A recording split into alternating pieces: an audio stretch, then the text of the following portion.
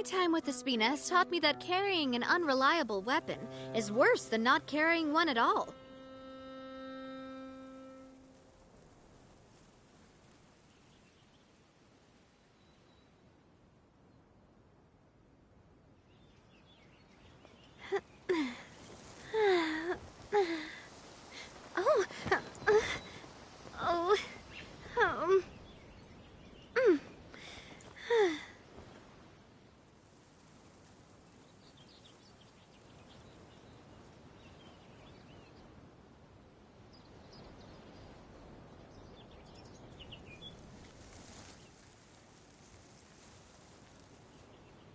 I really want to go traveling. I don't mind where we go, as long as I have my friends with me.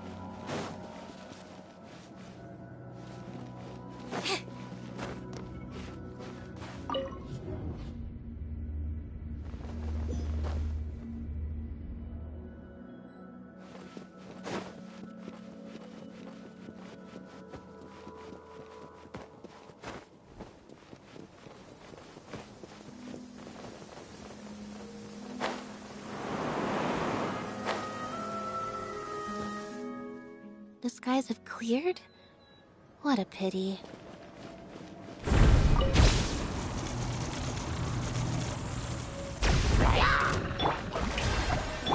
Now disappear!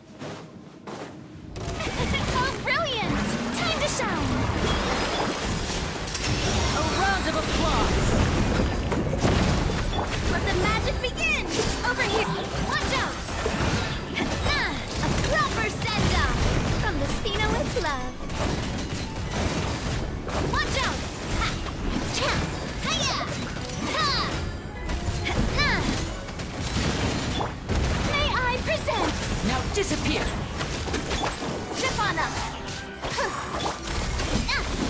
Watch out.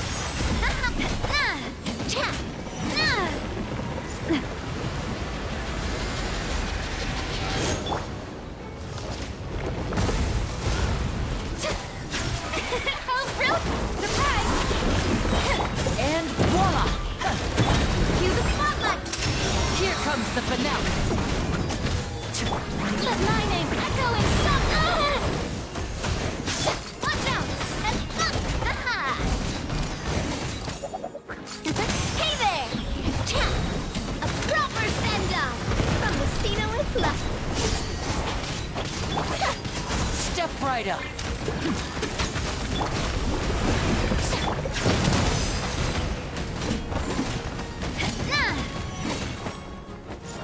Coming at ya!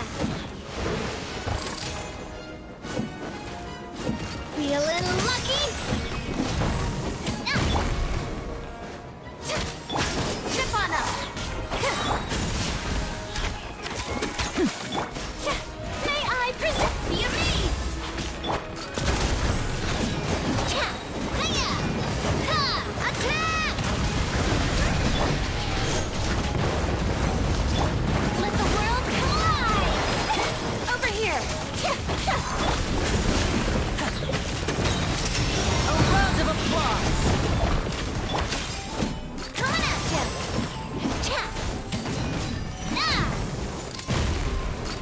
Hey there! Hiya! Trip on up! Cue the spotlight!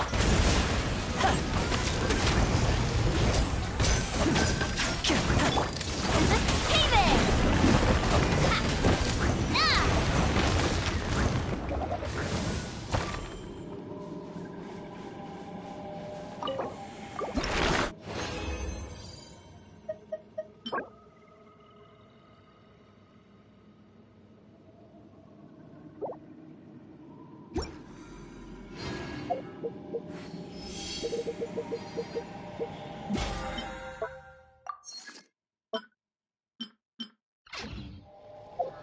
My time with...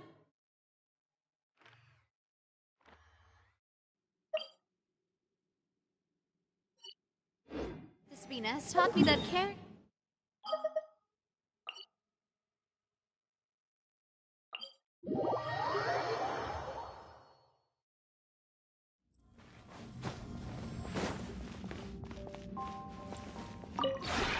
This realm is truly...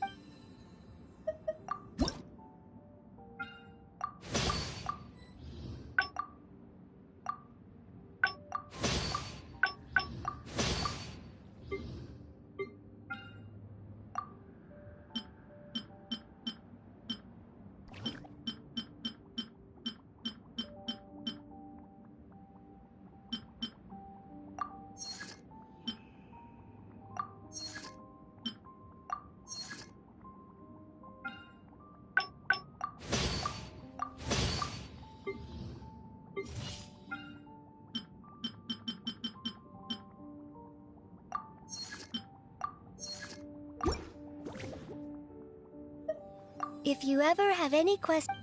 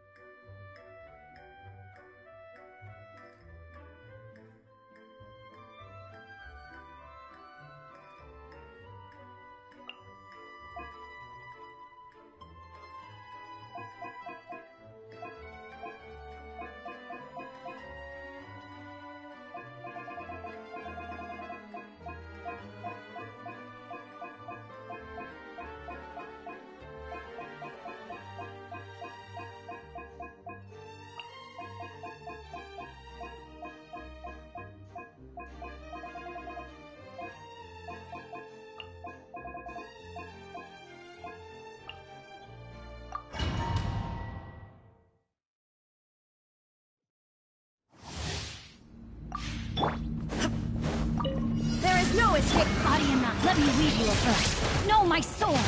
Rain outline. And step. Break a leg. The fuse is lit.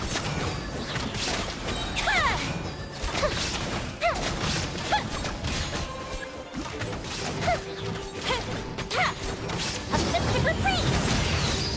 Illusion shattered. Now you shall perish. Rain cutter. Rain outlines your... And step. Your grand finale. Fire hazard.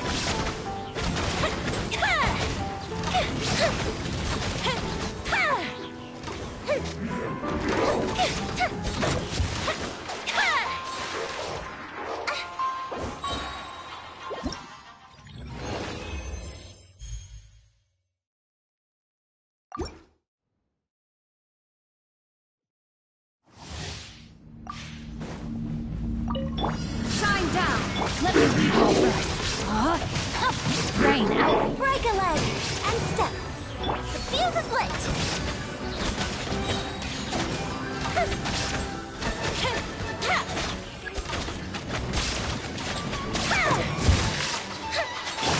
Torn to oblivion. Bishop down. Rain cutter. Know my sword. Rain outlines your... Strike is one. Observe. Time for a light show.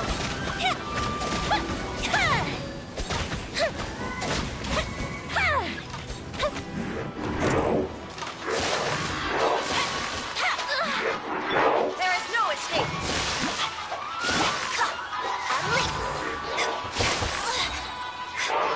Let me weave you a verse. Your grand finale. Illusion shattered.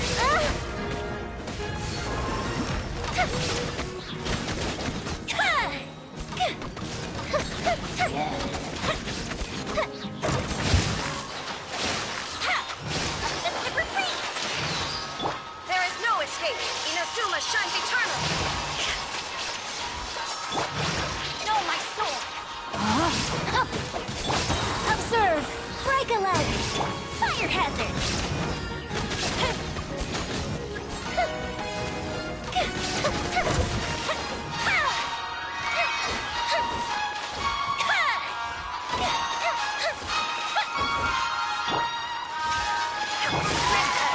Rain outlines your fate.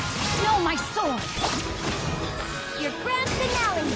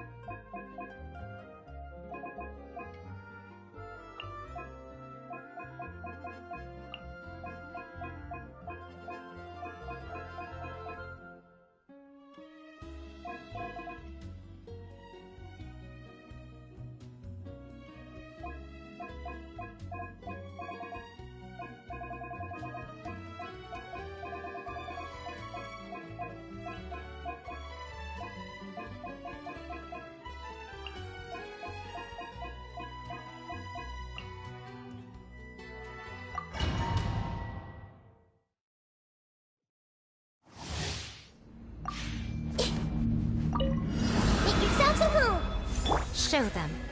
Right here. Let me weave you a verse. Huh? Know my sword. One leap. Break a leg. Roll. Nothing lasts forever. Emerge. Right now. Emerge. Share my knowledge. Power of Gugwa. Observe. Your grand finale. This way for you. Committed to memory. Come on out. Right now. Emerge. Hey! Make yourselves at home. I'm always watching. Right here. Emerge. Right here. Let me weave you a verse. Strike is one. Observe.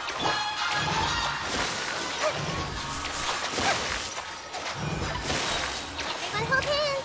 Yeah. Share my knowledge.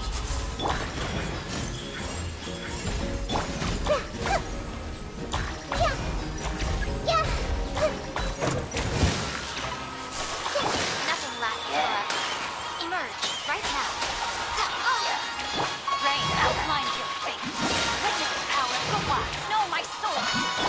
Observe. Break a leg. Make yourselves at home. This may turn a little.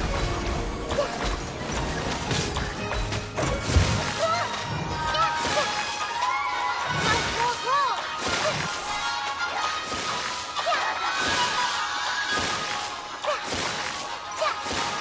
Right here, right now. Emerge.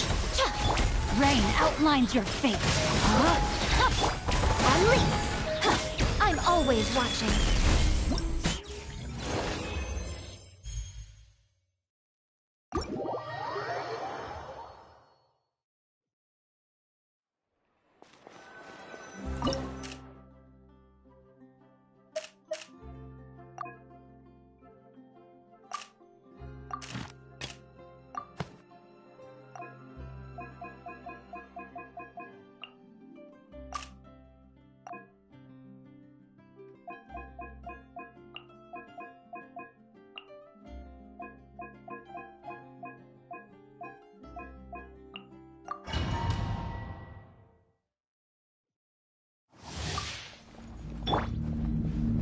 Shine down! Ring cutter. Know my sword. Your grand finale. The fuse is lit.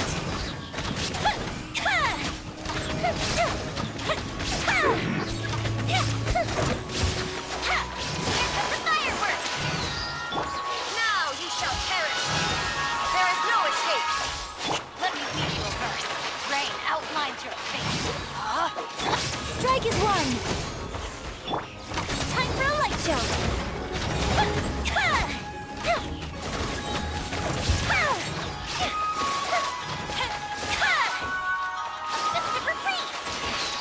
Illusion shattered! Torn to oblivion! Rain cutter. Rain outlines your fate. Your grand finale. Unleash. Fuse is lit.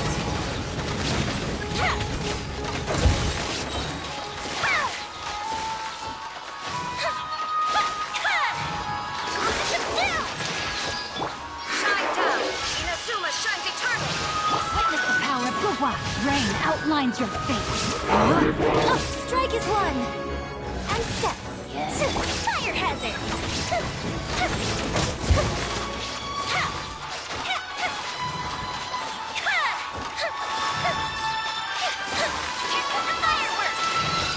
There is no escape!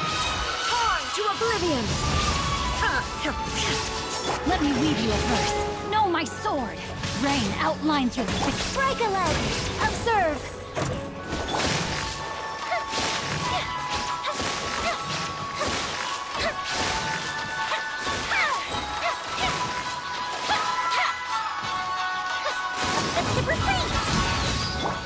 Now you shall perish! Illusion shattered!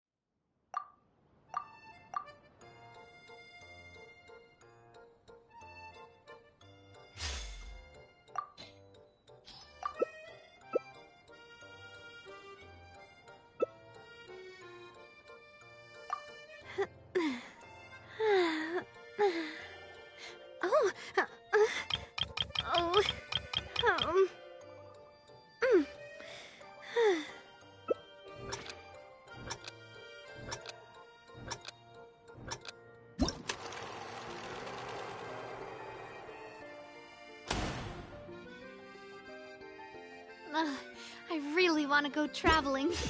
I don't mind where we go, as long as I have my friends with me.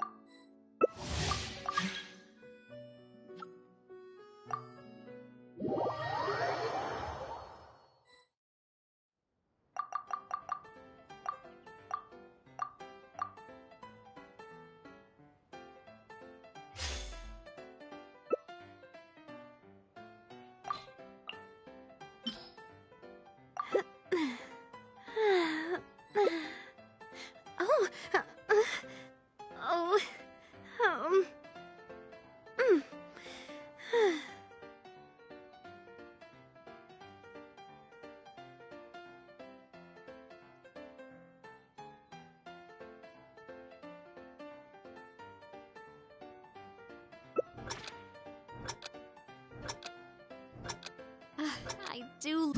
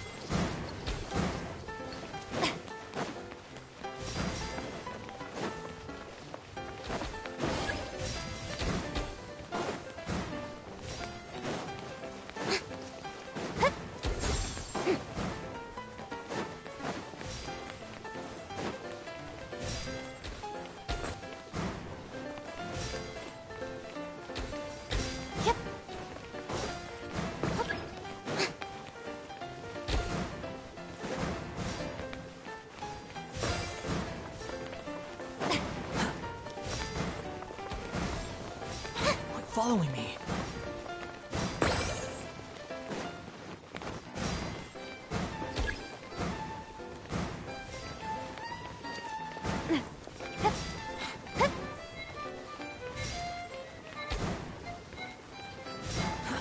Too slow.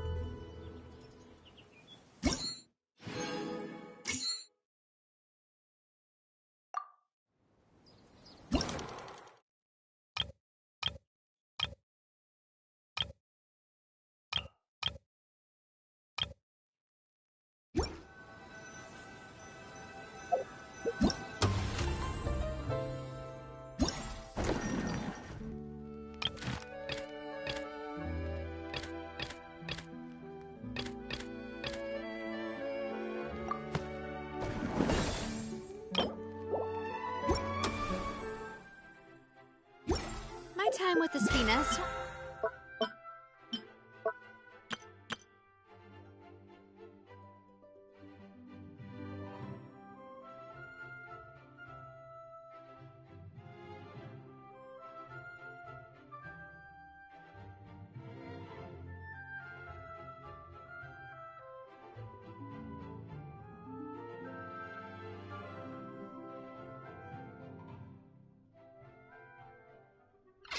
That carrying and unreliable.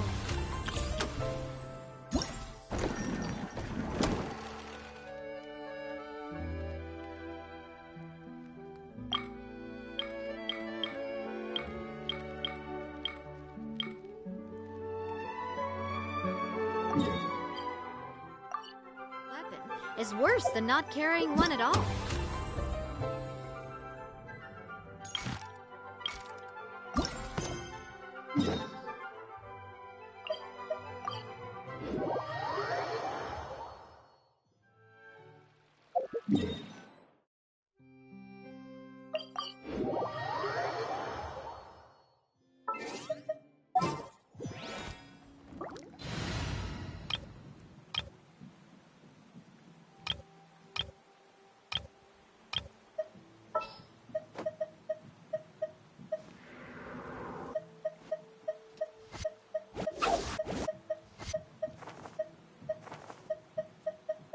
Let's investigate this further.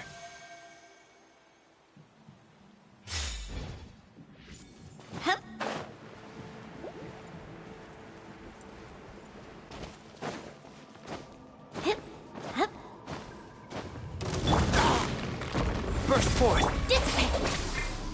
Here's backup! Fire it up! Out of my way! Fire! Well, with rocks. Ha! Hiya! Ha! Lynn! Don't get too close!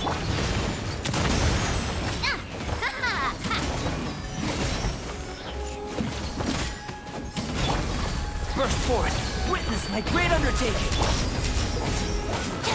Stand with me! Check this out! I'll handle this!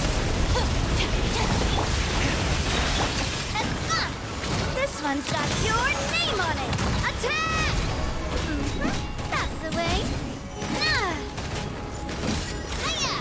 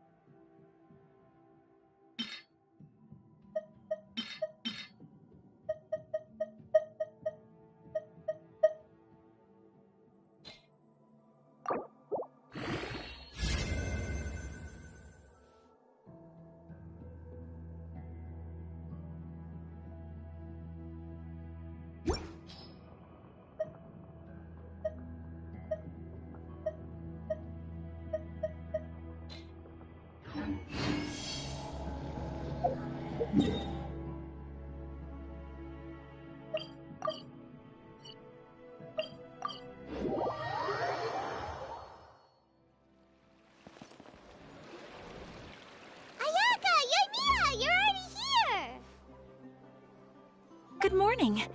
Xavier said yesterday afternoon went well. Yeah, and how about you, Ayaka? What were you up to yesterday? After we split up, Ayato went to see Udex Nervillette at the Palais Marmonia. I was originally thinking of going with him, but he said he could manage it himself. He told me to go see the sights around Fontaine and to enjoy the local culture. So I rode the aquabus with Yoimiya and visited the opera house on Aranias Island. Yeah, you wouldn't believe what we saw there! 2 mechanical puppets that were dancing together! You've already seen them, right?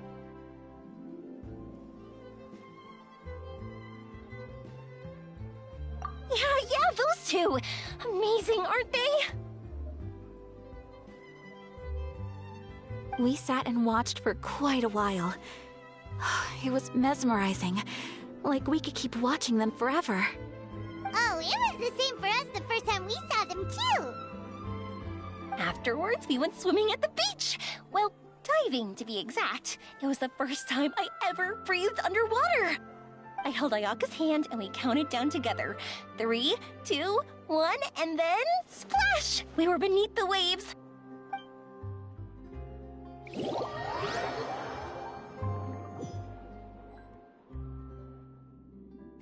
At first, I didn't dare to open my mouth. But once I couldn't hold my breath any longer, I decided to take a big breath in. Turns out the water wasn't as salty as I imagined. It didn't really taste like anything at all. Before I knew it, I was breathing like normal down there. It was an amazing feeling. Ayaka said I was too nervous and needed to loosen my grip. She got used to everything way faster than I did. I knew that the Traveler could do it, so I had no doubt we could do it too. That helped me feel at ease as soon as we dove in. The underwater world in Fontaine truly is beautiful. I love seeing the romaritime flowers blossoming underwater, like little candles lighting up the streets at night. Yeah, and there were so many creatures that we've never seen in Inazuma. Like those fish that shimmer like a sword blade. Whoosh! Oh, and those big fish that call when they see people. Ooh. Oh, you mean hunters' rays and blubber beasts! I just love the name Blubber Beast. Just wait till Pops and the others hear about this. They probably won't believe a word I say.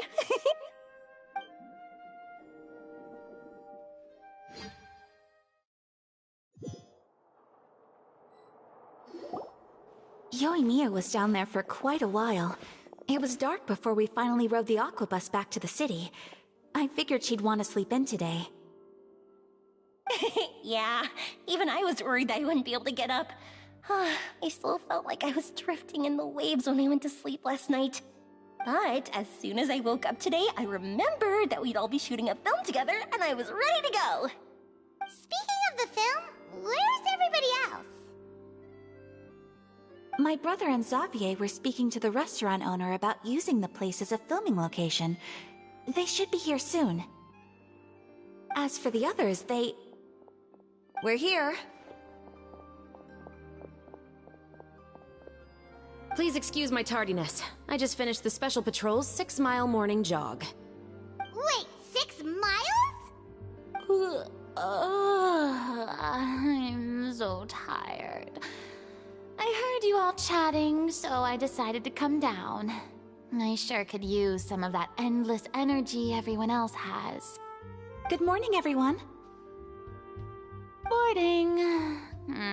Can someone fetch me a cup of coffee? More milk, hold the sugar.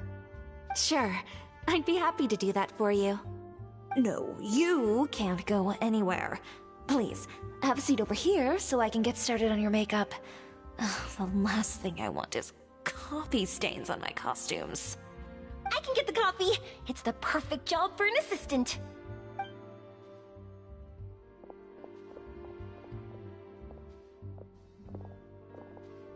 So much energy. Seriously, what's her secret? Oh, Yoimiya's always like that. But you sure look exhausted, Farina. It's because you're not used to waking up so early, huh? Of course not. I spent the whole night reading the novel from cover to cover, marking sections that either need to be omitted or adapted. Wow, Paimon didn't expect you to be so thorough. Well, I was the biggest star in all of Fontaine after all. It takes more than just a pretty face to earn a reputation like that. I know how to get serious when the situation calls for it. I went all out when I was acting as an Archon, so why wouldn't I do the same for my own life? Here's your coffee, Director Farina.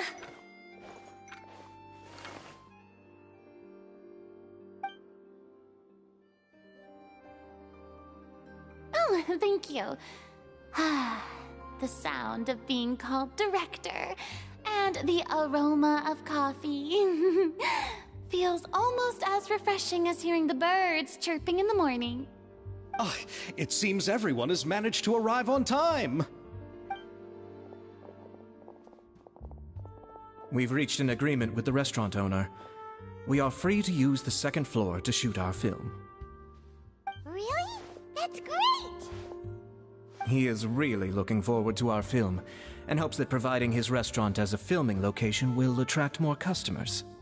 Well then, Mr. Xavier, I'll leave the rest to you. Okay, thanks. First, I'd like to introduce our new members. This is our prop manager, Veronique. She'll be in charge of all the film's props and items. And this is Bonneau, our lighting technician. He'll be in charge of lighting and illumination to set up each scene's atmosphere. Wow, sure feels like we have some real professionals joining the crew now. First of all, please allow me to first express my sincerest gratitude to everyone in the crew. When my investor informed me yesterday that he wouldn't be able to provide the funds, I really thought that this was the nail in the coffin for this film. I had no idea that I'd find so many people willing to help me on such short notice. Thank you. Thank you all from the bottom of my heart. No need to be so cordial, Mr. Xavier. We're all honored to be a part of this. Your works made a profound impression on me when I saw them back in Inazuma. I am sure that someday, this film will be remembered as a prime example of cultural exchange between Fontaine and Inazuma. Yes, the story is the reason I agreed to join. I can't bear to even imagine what this film would look like without the very best director.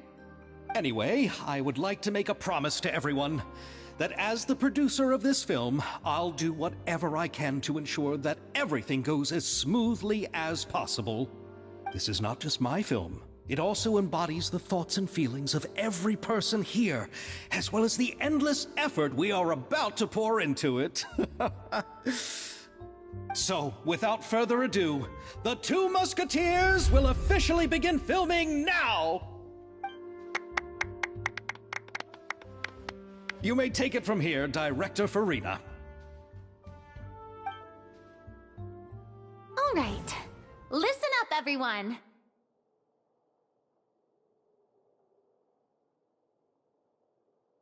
The first scene takes place when the two young musketeers are living at the Baron's home, still unaware of all that is about to happen to them. We'll need props and lighting to set the scene. Our lead actors can go get their makeup done, and extras, please take this time to go over your positions. Whoa, seems Farina's really kicking things into gear as the director. Is everyone clear? I don't want anyone traipsing around the set like umbrella finches.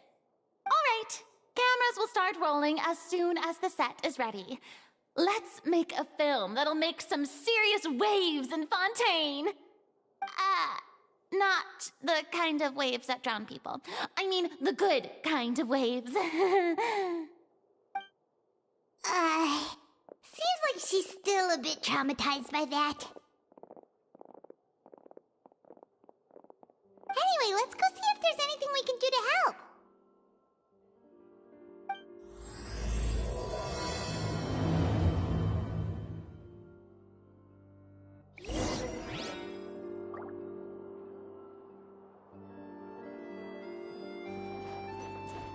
I don't need any help here.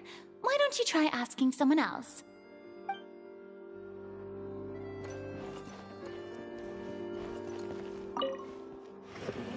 How about here? A little more to the left. You got it. Hey, Yoimiya, do you need a hand? No, I'm fine. You know, doing the lighting is kind of like designing a fireworks show. It's interesting to imagine what kind of atmosphere the lights will create. I heard that the Traveler will be operating the camera and Paimon will be the clapper loader, right? Those roles are just perfect for the two of you. Really? Is that because it'll be easy for Paimon to hold the clapperboard while flying? Well, sure, there's that, but that's not exactly what I meant. I just think that after all your journeys together, you two must have developed a super close bond and just naturally know how to work with each other. If I'm not mistaken, the director will want the cameras rolling as soon as the clapperboard goes clack. Oh, I see. It's amazing to see the magic behind filmmaking. Yoimiya, we need lights over there too. Oh, on it! I've got to get back to work. Chat with you later. Oh, it's exciting to see so many people working together to bring the film to life.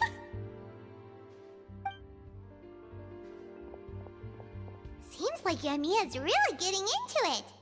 But she was right. We do have a super close bond, don't we? Paimon's really happy to hear that.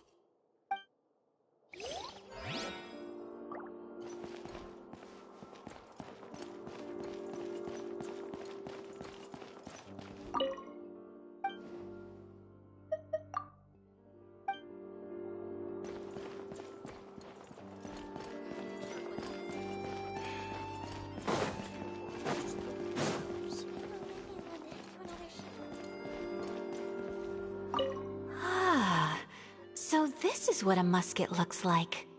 Not exactly.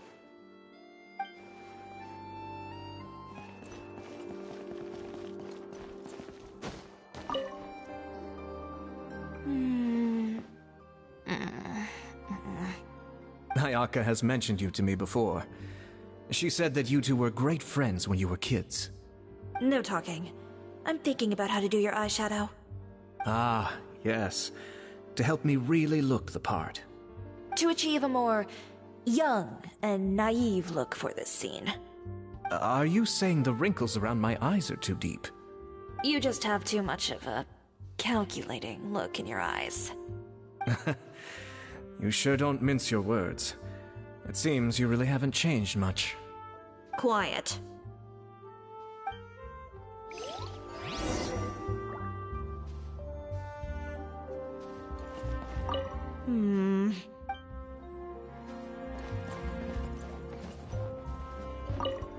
I don't...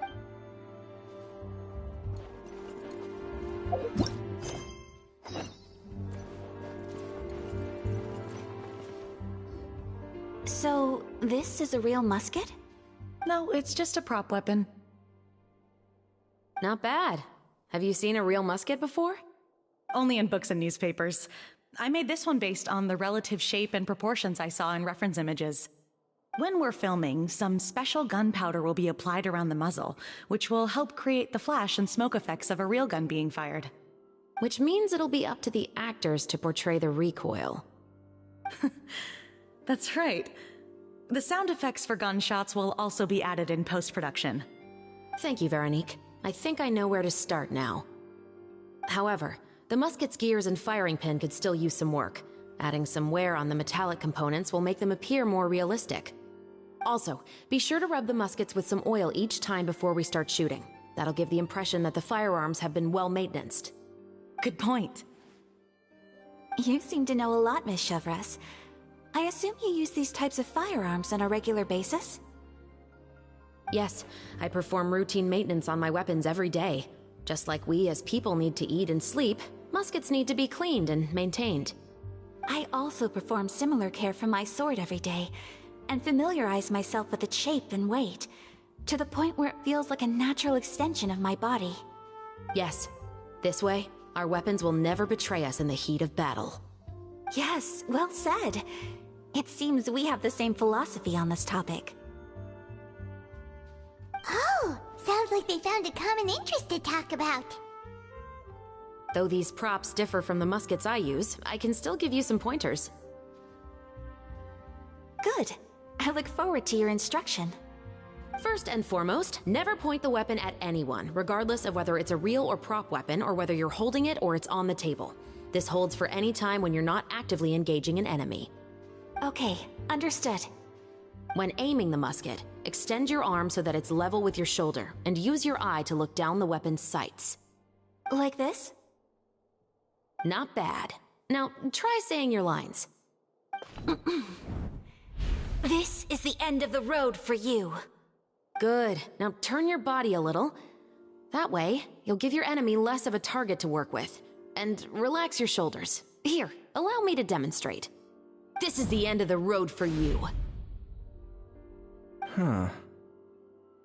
Excuse me, Miss Chiori.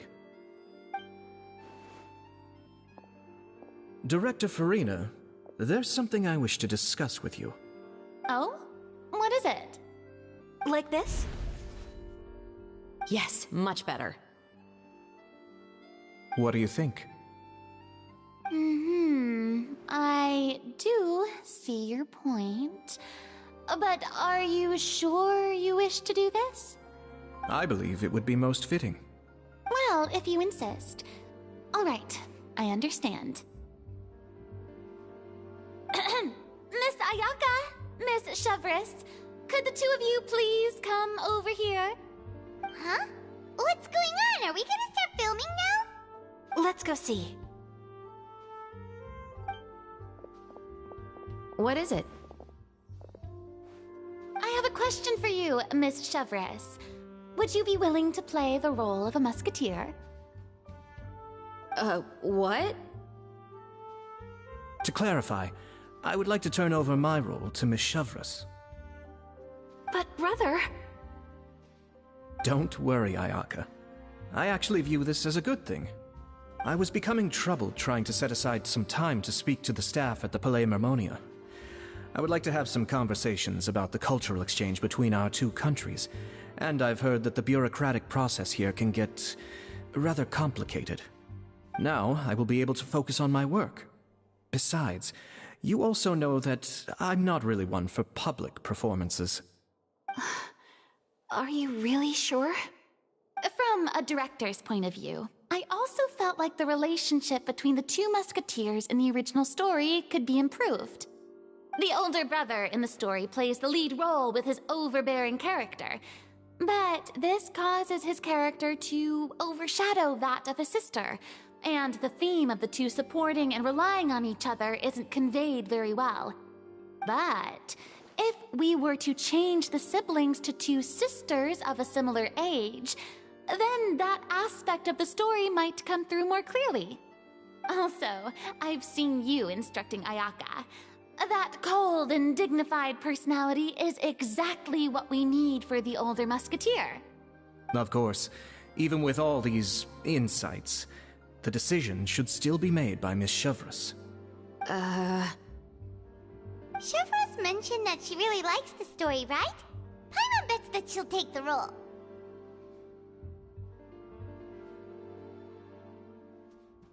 All right, I'll take the role. Good. It's decided then. I'll get started on making edits to the script. We'll also need to make some immediate adjustments to the lighting, props, and costumes. I have a feeling that our adaptation will be even better than the original story. You're doing a great favor for me, Miss Chevres. You have my gratitude. Don't mention it. I like this character, so if anything, I should be the one thanking you. Well, since my brother is the one who brought up the idea, I suppose there's no need to worry. Let's go, Miss Chevres. I look forward to working with you. Please, just call me Chevres.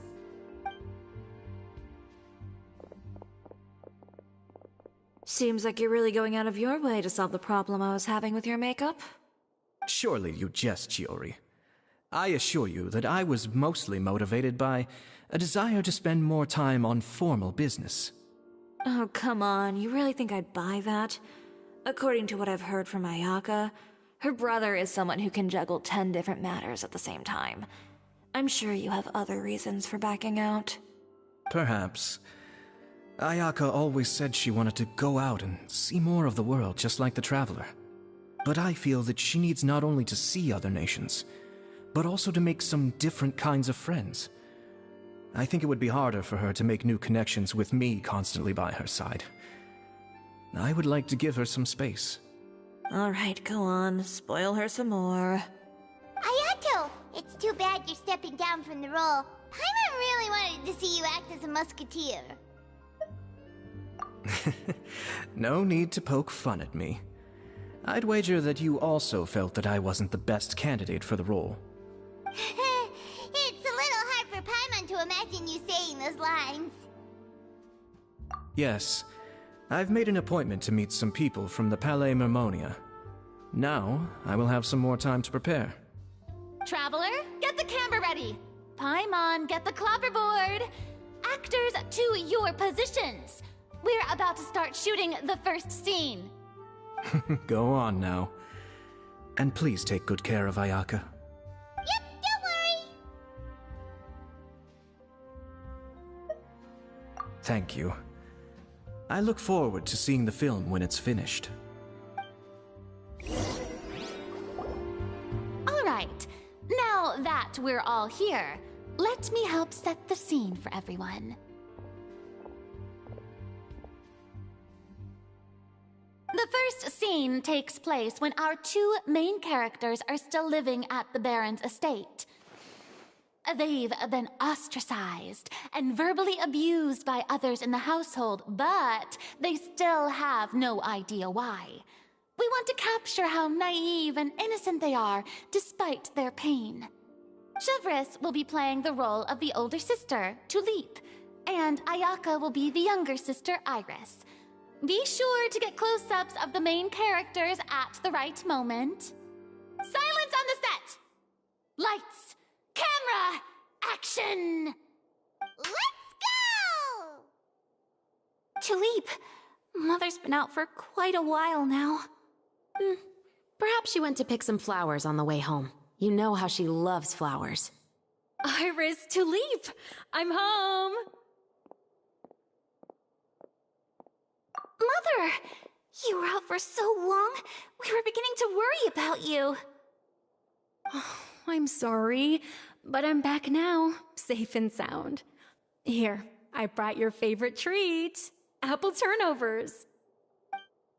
Mother, what are those bruises on your hand? Huh? What bruises? Oh, I must have bumped into something while I was working yesterday. But I didn't notice them this morning. Then perhaps they're from when I accidentally tripped when I was out just now. By the way, did you have fun playing at home? What's the matter, Iris?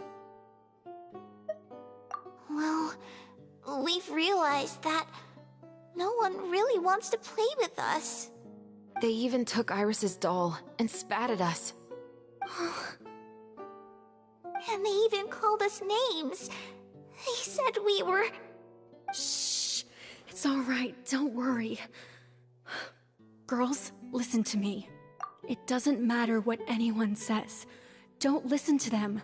No one can define you with such words. You both have wonderful lives ahead of you. Just like your names. You will both blossom like beautiful flowers. Maybe your time to blossom hasn't quite come yet, but one day, you two will bloom more beautifully than anything else. Don't let the soil you're in now ruin your future beauty. Understand? My dear daughters. And cut! Not bad. The actors' emotions were all on point. Let's keep that take. Also, if our clapper loader could avoid shouting at the start of the scene next time... Oh, got it. Great. I was a little worried that my nerves would get the better of me. What about you, Chevris? I felt fine. The lines weren't too difficult at all. Seems like Farina must have adapted the role nicely.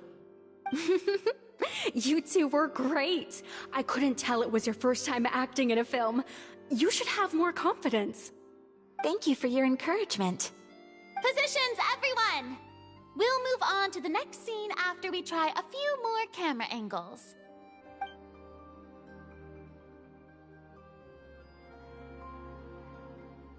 This scene is when our two characters return home, only to discover their mother has been murdered. Ready? Lights! Camera! Action! Mother, we're back! Mother?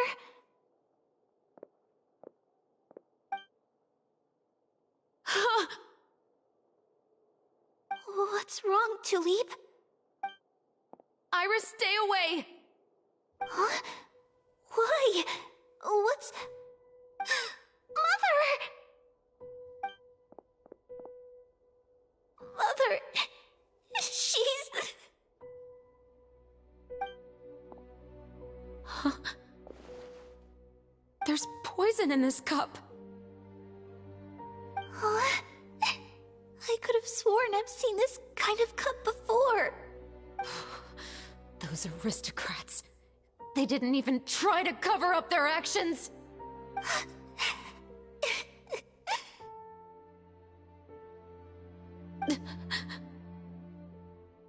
Iris, we need to leave this place. Leave? But now that Mother is gone, where can we even go? Anywhere. All I know is that we can't stay in this house. But... are we just going to let them get away with this? We'll have our revenge, I promise you. Just not right now.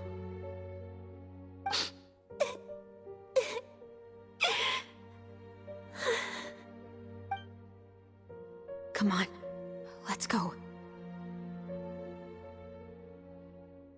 No, wait. We can't just leave Mother here like this. At least let me leave this rose with her. That's why we went out in the first place. To buy her this flower.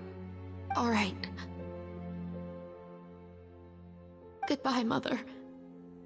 We'll avenge you. Someday.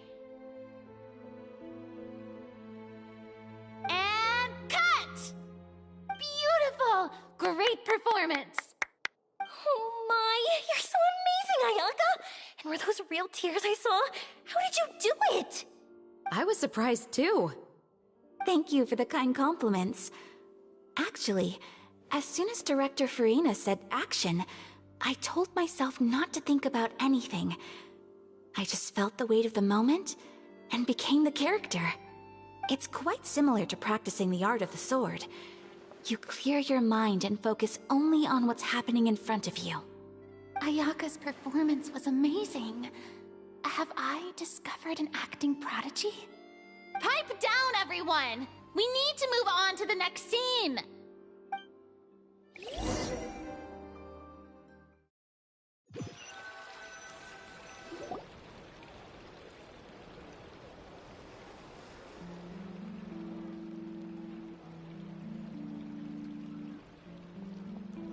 Huh? Are we done already? But Paimon wants to keep playing with the clapperboard. How do you feel, Traveler? Is your arm sore from holding the camera all day?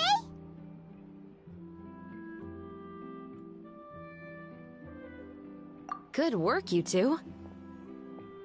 You too, Shivers. You were quite the actress today. I've read this novel many times before. I have a good grasp of my character's mindset.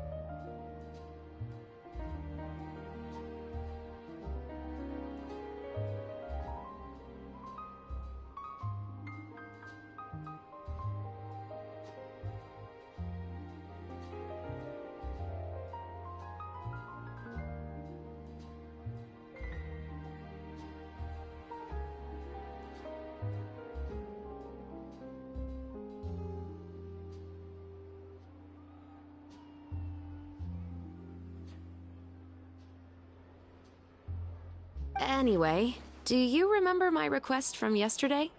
Oh, right! We were having so much fun that Paimon nearly forgot! You have a case where the murders seem really similar to the cases in the novel, right? So, how are they similar exactly? In the story, the main characters grow up to become two musketeers, always using their guns to carry out their revenge. And on each of the victims, they place a rainbow rose as a signal that they've returned. Yes, that's correct. We found rainbow roses just like in the novel. Seems like you're connecting the dots now. Oh, that does sound pretty concerning. Especially after seeing the script today. Oh, now Paimon can't stop wondering what kind of ulterior motive the murderer might have. What do you think, Traveler? You're smart. Paimon wants to hear your thoughts. Good. On behalf of Fontaine's Special Security and Surveillance Patrol, thank you for your dedication to justice. There's no time to lose. We should start investigating right away. Follow me. Huh? Right now? But we just got done filming all day. Paimon's so tired. The most valuable intel always comes after nightfall. They are like small, remote islands in the middle of the sea. If you don't stay vigilant, you will pass right by them in the fog. That's how one of my favorite books always puts it, at least. So, where are we going right now? Let's start.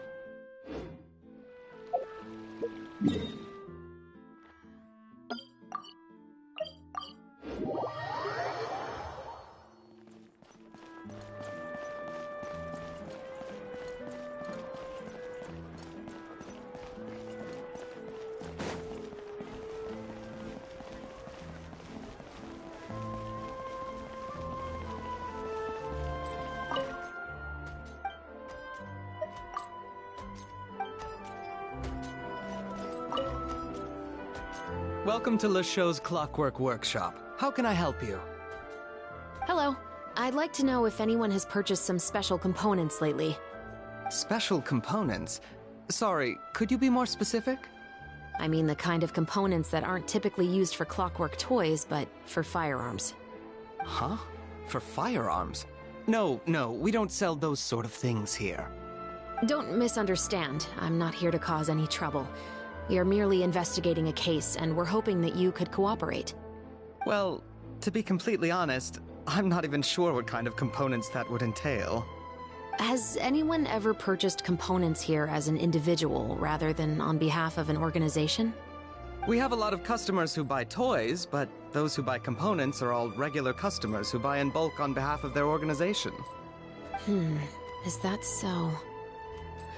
I understand. Thank you for your cooperation. You're welcome. It's the least I can do.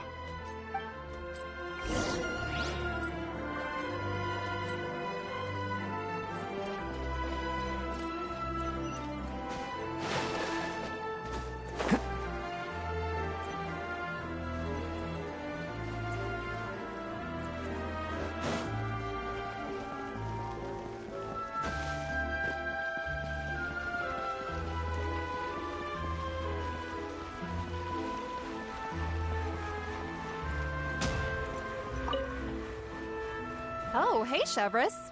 Run out of oil for your musket again? Hello, Estelle. I want to know if anyone has come to your shop recently to order some firearm components. Oh, is this another case? Let me think. I don't think so. Some people have requested that I make some prop guns for the Fontanalia Film Festival, but I refused all of those requests. Oh? Why's that? Because there's no profit! I only make things here that can do some real heavy lifting. I don't have the energy to make some new molds just for the festival. Then has anybody come specifically looking for mechanical components? Well, I usually sell off my scrap to the Fleuve Cendre. I don't typically give them to one specific person. I understand. Thanks for your cooperation. Don't mention it. Always happy to have the Musketeers' patronage. Seems like we haven't found any leads to go off yet. Yeah, unfortunately. All right, let's head to Fleuve Cendre next. Huh? Are you sure? People might not be so thrilled to see the captain of the special patrol there. You think so, huh? Then I guess you don't know. Huh? Know what? That I grew up in Fleuve Sandra.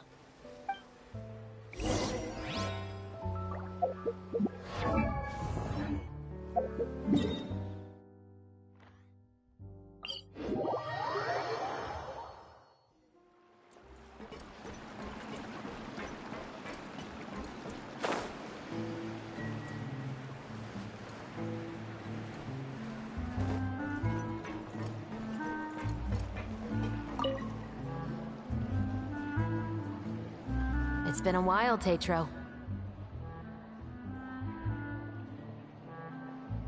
Please, just get on with your request. I want to know if you've heard anybody talking about muskets lately. Information isn't free, you know. I've heard that bandits have been extremely active in the countryside recently, and they've been affecting the delivery of goods to Poisson. I can allocate some more manpower to help out with that problem. What do you say? You're still as helpful as ever. One of our men got drunk at dinner about a month ago and lost his gun. 3 days later, it turned up in the corner here. What's weird about that? He just forgot where he put it, right? This is Fleuve Sandra, my friend. Anything of value left in the tavern won't ever make it to the next day. But that gun turned out to be an exception. It didn't get any new wear and tear on it, and didn't even appear to have been fired. We were quite mystified as to what could have happened. I suspect it came back because the weapon was already known to the guards. You mean, a criminal was afraid the Marechaussee Phantom would use the shot marks to track them down? Maybe. But if that's the case, the culprit really took great care to avoid getting caught. I didn't say anything about a criminal. In Fleuve Sandra, knowing who was killed is as easy as knowing what clothes you're wearing today. It's the guy living in the east side, isn't it? I've never liked him. Every time he's here, he just orders a drink and sits there with a nasty look in his eyes. So, who was the one who lost the gun in the first place? Don't bother. Even if you ask, he wouldn't admit to owning a gun to some strangers. Not to mention the captain of the Special Security and Surveillance Patrol. He's right. I know you grew up here, Chevres. Even though you're on good terms with the Spina, you've still been gone too long. Not many people know you here now, and a lot of people don't like the Special Patrol. I know. So take my advice and don't show your face too much around here. It's for your own safety. I'll come and go as I please, and I'm afraid I'll be appearing more often due to my work. All right. Don't say I didn't warn you.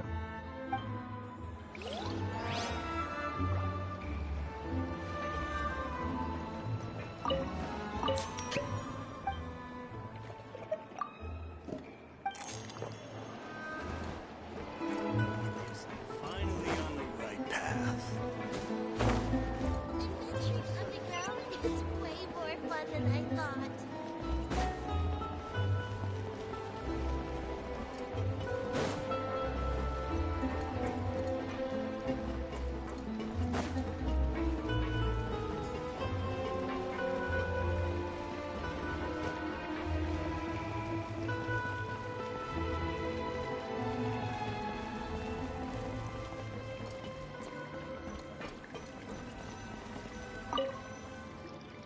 What's all this?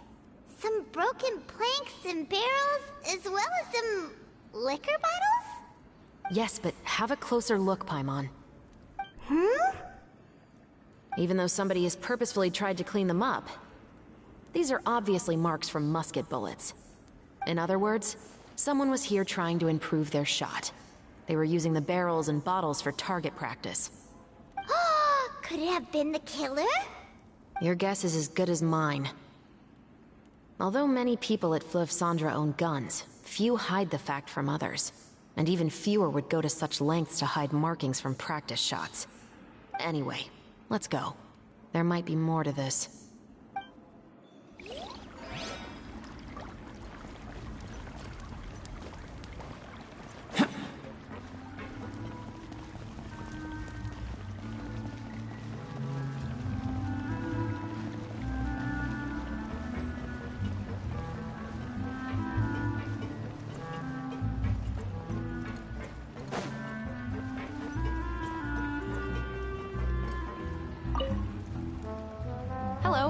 like to ask some questions.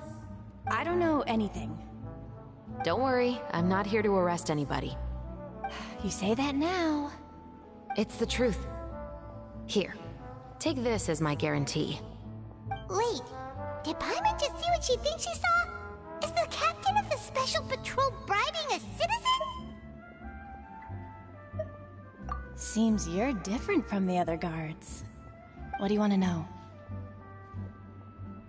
Have you heard anything related to muskets in Fleuve Cendre lately? Anything at all?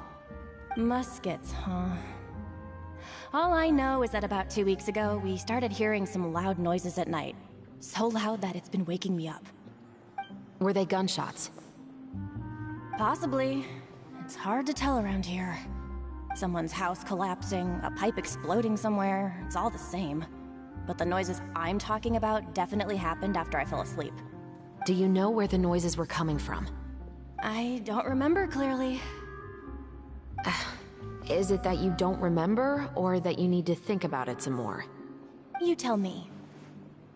Then please, think about it some more. She's giving her even more Mora!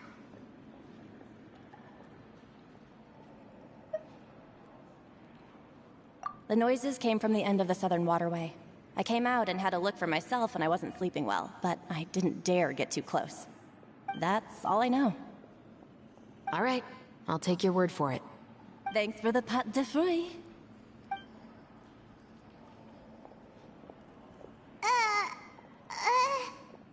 No need to be surprised. I grew up here, remember? I know how to get people around here to talk. My apologies, I'm all out of sweets. Though I do have some other tempting snacks in my custody. Fries, fried chicken, and even onion rings. But taking care of junk food is my responsibility. You're better off sticking to your normal, nutritious diet. Now then, let's keep going. Seems like that's all we'll be able to uncover for today. Paimon feels like we managed to learn a lot more here than up on the surface. Yes. Assuming that everything we found is indeed connected to our suspect, then their timeline was probably something like this.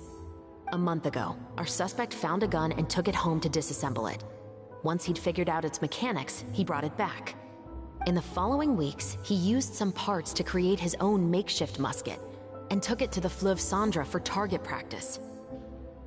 Then, a few days ago, he found his target and carried out the murder. Once the deed was done, he left a rainbow rose on the body, just like the scene in the novel. That all makes sense to Paimon, but we're still no closer to figuring out the killer's identity! The deceased was a resident of Fleuve Cendre. It's said that he was a poor, solitary man. Yeah, that's also something I'm trying to figure out. If we are indeed following the novel, and there's a story behind the murder, then this murder should be an act of vengeance. But according to our investigation, the deceased didn't have any enemies. He was no saint, but no one's heard of a rival who hated him enough to shoot him dead. Much less care to leave a rose on his body. What message is the killer trying to convey? And to whom exactly? We've thoroughly investigated that possibility. He claims to have spent the whole day at the Opera House on the day of the murder, and the staff there have confirmed his account. Okay, so he has an alibi. Not only that, he lacks a credible motive as well. He has a family of his own, and both of his parents are still alive. I've looked into his records. He was adopted at the age of 6, and all the proper procedures were followed. There are also records of him at an orphanage before then. In the story, the mother of the 2 musketeers was murdered after the children turned 10.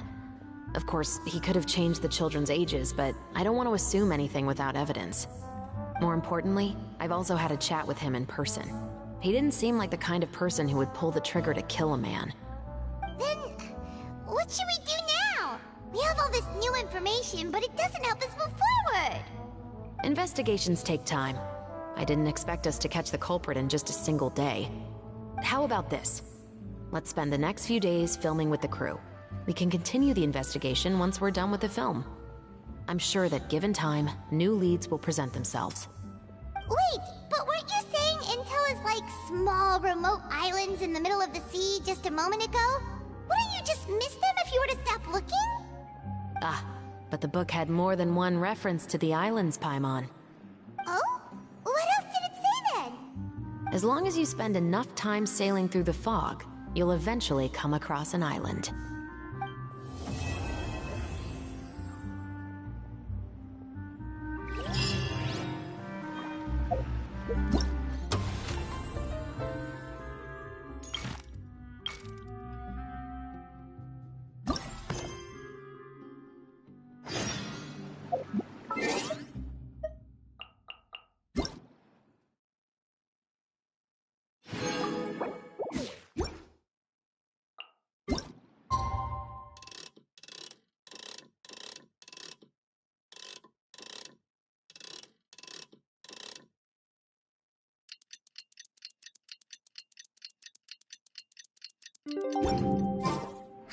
It's filming time again! Our schedule is jam-packed for the next couple of days, too. We've got so many different locations and sets to cover. Anyway, let's head out and meet up with the others.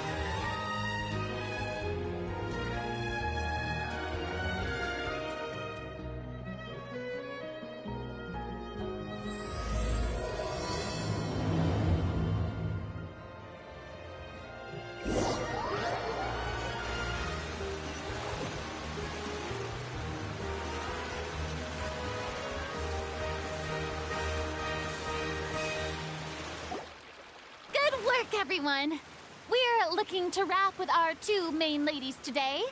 I can already smell our success. What do you mean, looking to wrap? Oh, aren't you the expert now?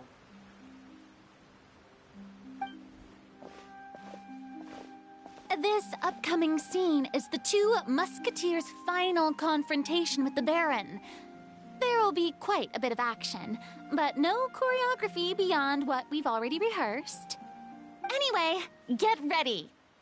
Lights, camera, action! The view is beautiful tonight. It reminds me of that fateful night 10 years ago. And now that I've said it, I can even make out the faint fragrance of herbal tea in the air. Enough, villain! It's time that you pay for the death of our mother! My dear Iris, have you forgotten your manners? How can you speak like this to your own father? I'd sooner swallow all of my teeth than call you father.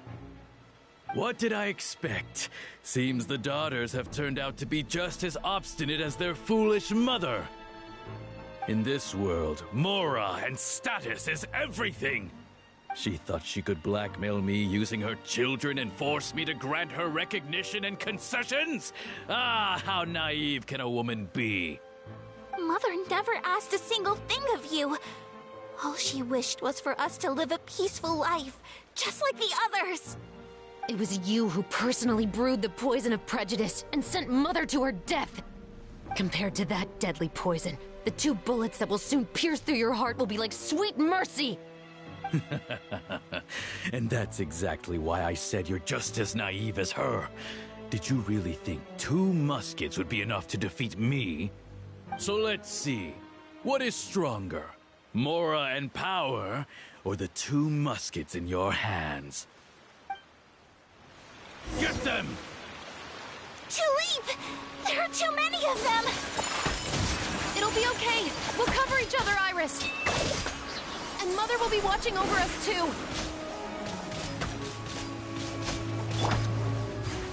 Justice will prevail. Coming at ya! You've lost. To think I'd lose to my own 2 kids. We are no children of yours, and we'll never call that place our home. Then tell me, what did you do all this for? You lost your mother, and will soon kill your father as well. What will you gain in the end, other than sentences for your crimes? We will gain our long-awaited justice.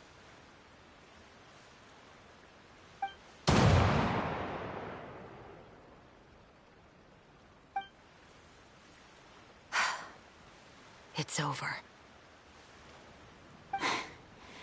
Finally, it's over.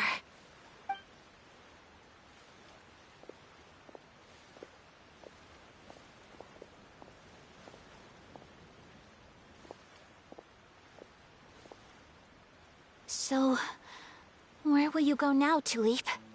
I'm not too sure, Iris. Maybe somewhere with lots of flowers? After all, Mother always did love going where the blossoms were. What about you? I want to go visit Mother's grave. Yeah, that's not a bad idea. Huh? Tulip, look! What is it? It's Mother's favorite. The rainbow rose. Look, it's blooming again.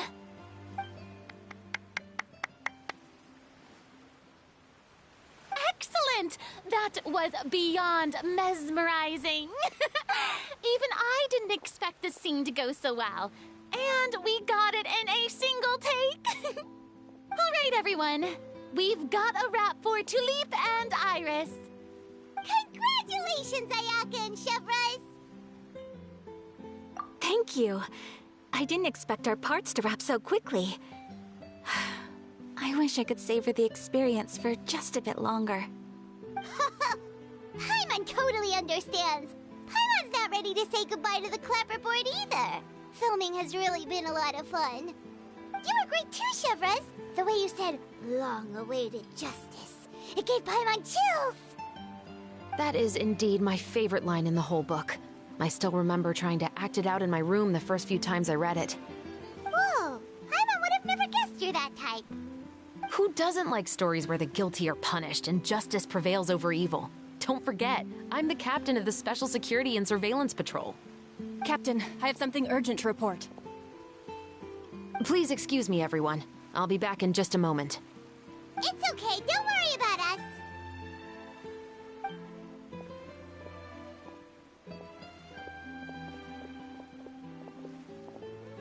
Oh? Was she whisked away by work already? I was just about to tell her how great she did. It seemed like some urgent official business. Then perhaps we should thank the stars that we were able to wrap both of your parts so quickly today. Switching around the filming schedule would have been a real pain. Anyway, I actually came over to let everyone know that we're all done for today. You can go home and get some rest. And one last thing, Miss Ayaka. Your acting skills today were immaculate as always.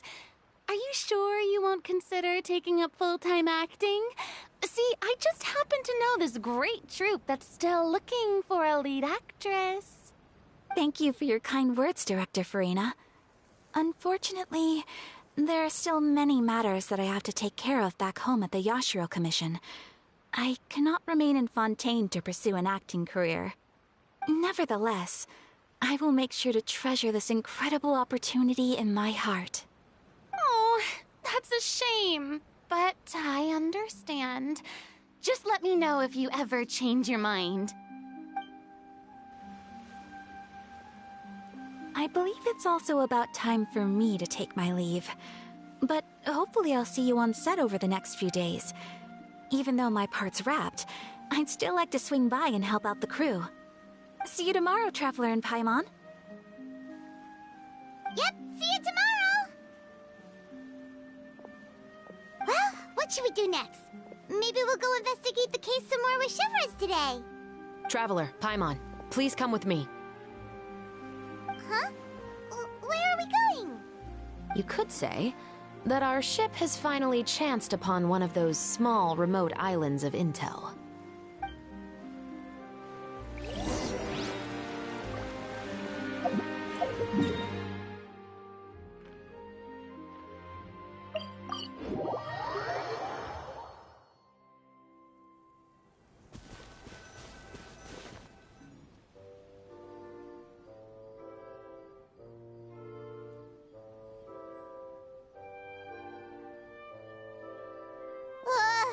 Paimon's exhausted.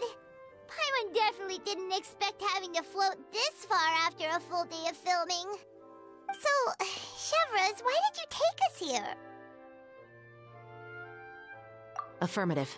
It wasn't anything conclusive, but it should show us a clear way forward. Have you ever heard of someone by the name of Emily?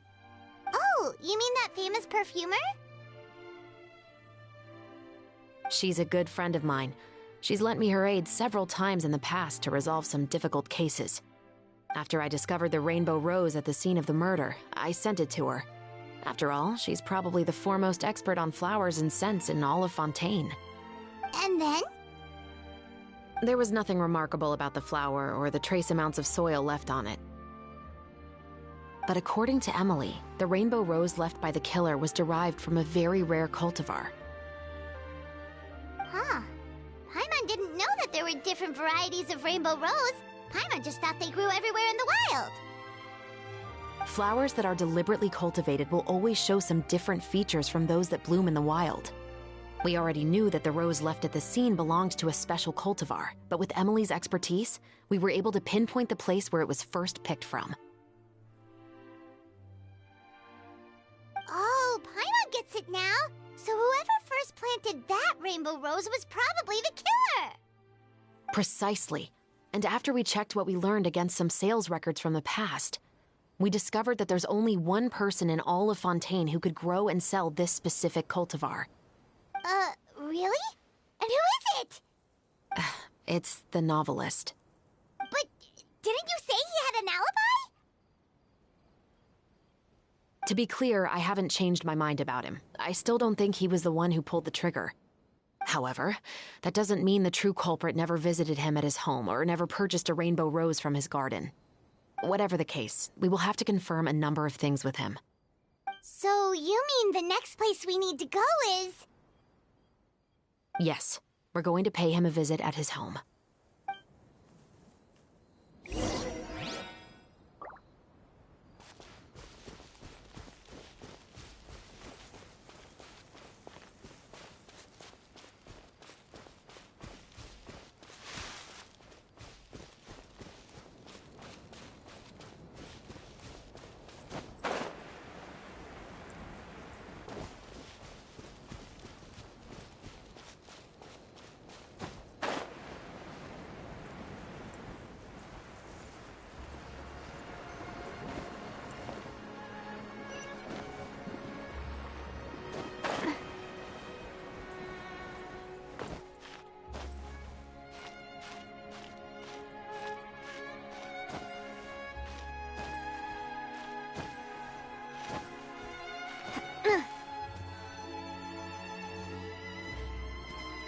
That should be his house.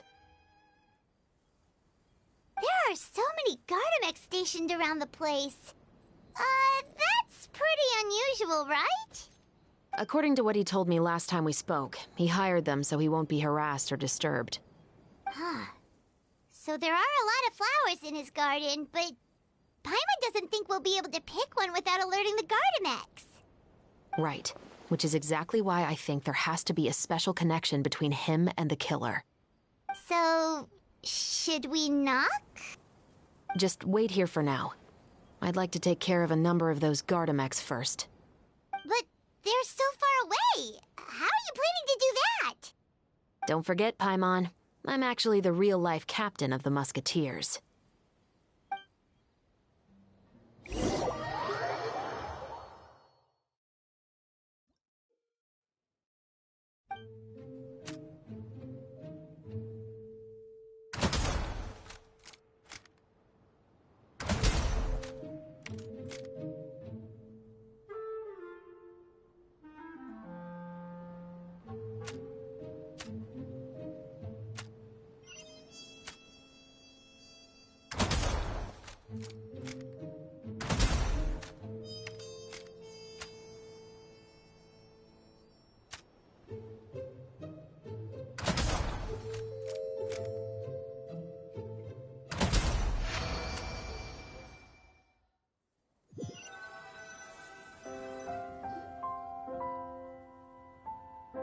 All clear.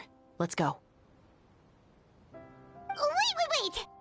Paimon's a little nervous now that we know he could be the killer. Can we go over our plan of action again? I'll go knock on the door and make sure it's safe inside. Once we're sure that we're in the clear, I'll ask him to come with us for a quick round of questioning at the guard's headquarters.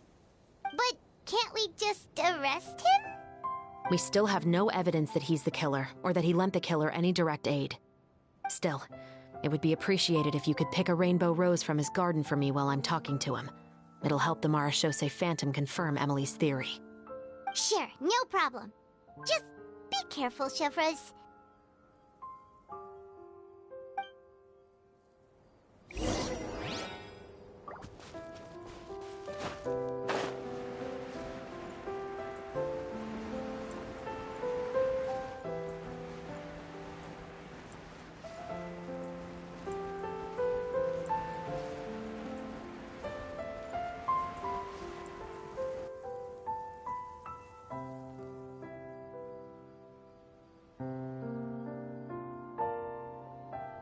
Excuse me, Mr. Baptiste, are you home?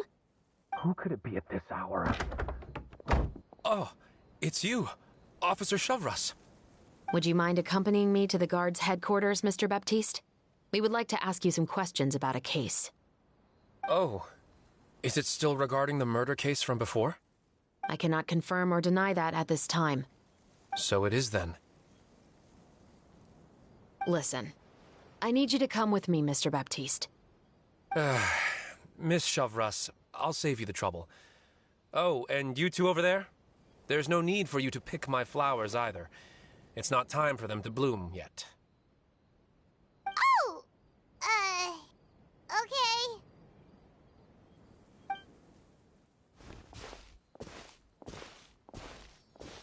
By saving me the trouble. Purple blue piece. I will confess. I was the killer. Huh? He just admitted he's guilty! Please relax, everyone. I'm Face not blue smiling. The musket you're looking for has been buried in my backyard. Then it's my responsibility to inform you, Mr. Baptiste, that everything you say right now will be used as evidence for the inevitable trial. Yes, I am perfectly aware of that. I must say, I hate this feeling. Oh? Is it because I confessed? Or because you've been proven wrong? Both, I suppose. For the same reason as the one I wrote out in my novel, of course. I did it to exact revenge. I know you haven't figured out the link between the two of us. Had you done so, I'd have been taken away to the headquarters a long time ago. But that won't stop me from always remembering his grotesque face. After all, he was the one who killed my mother. Your mother is still healthy and well. You know, I was adopted as a child. I was referring to my birth mother. That was never recorded in the orphanage's records. Please forgive a 6-year-old child for concocting some lies to protect himself after watching his mother die right in front of him. So, your novel, it was like a record of your life? No, of course not. It was a work of fiction with many embellished parts. But I am indeed the illegitimate son of a wealthy and influential man who abused his power to murder my mother. That part was 100% real. But the man you killed didn't have a Mora to his name. He was a hired assassin, an irredeemable beast who sank his fangs into a defenseless woman just for a few bags of Mora. But if that's really the truth, you wouldn't be telling us any of this now. You still haven't managed to take revenge against your father, the true mastermind behind it all. I never thought I'd hear that kind of thing from the captain of the Special Security and Surveillance Patrol. I'm simply skeptical about your motives. It's simple, really. I've grown tired of everything and don't want to shoulder this burden anymore. You may have considered me too soft to pull the trigger. Well, as it turns out, you are exactly right. I've become overwhelmed by the aftermath of the murder. So you're going to call a stop to your revenge, just like that? The true mastermind is too rich and too powerful for me. I've accepted that I will never be able to avenge my mother alone. And so what? The characters in your book never gave up. Now, Officer Shavras, I'm the one who has killed a man, aren't I? Are you trying to convince me to commit another crime? What's your father's name? How do you plan to prove the veracity of all of your claims? Well, I'd like to speak with you privately. Sure. Why don't we speak privately at the guard's headquarters? No, it has to be here. I must ensure that we won't be overheard. Fine. Let's talk here. When I said won't be overheard, I meant by anyone. I would like to speak with you and you alone.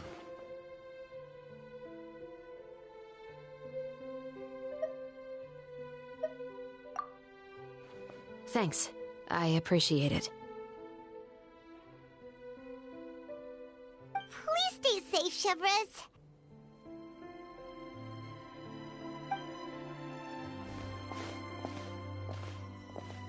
All right. Let's hear it. Will you really believe what I'm about to say? Well, that depends on what you're going to tell me. Fair enough. Fair enough. Then listen closely.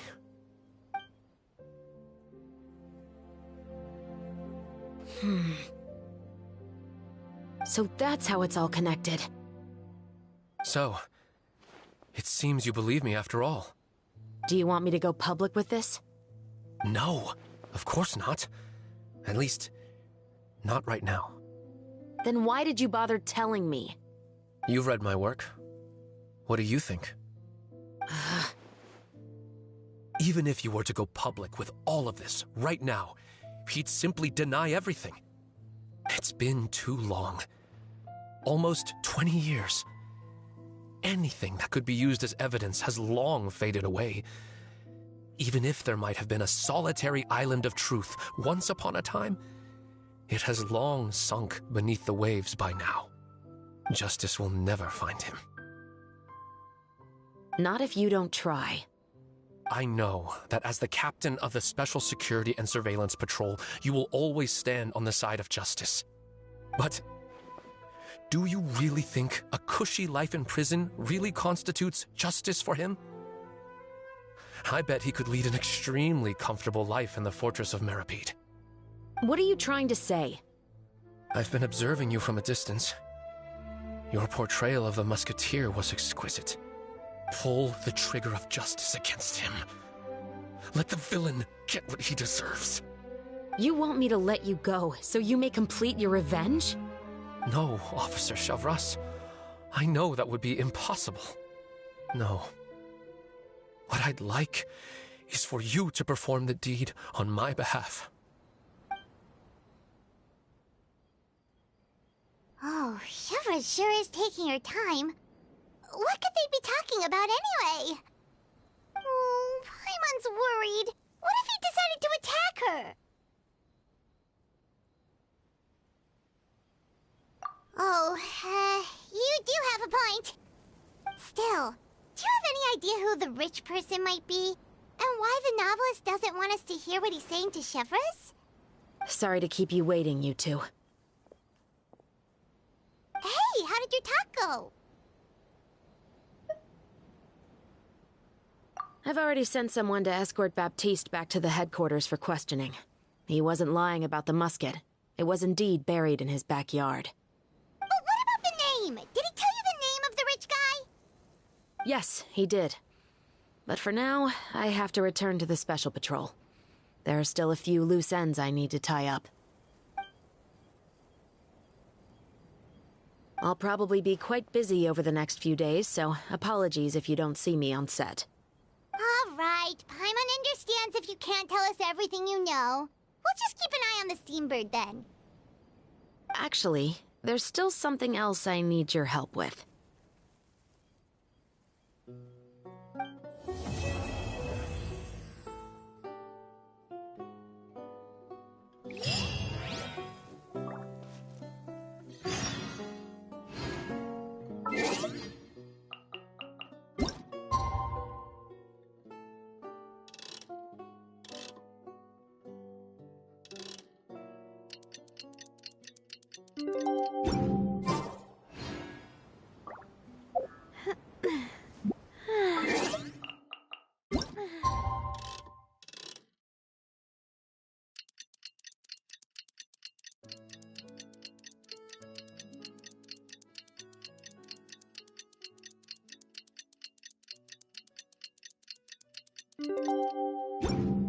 Oh, we haven't seen Shavras since that night at Baptiste's place. Well, guess there's no point in worrying about it now. Let's go join up with the others.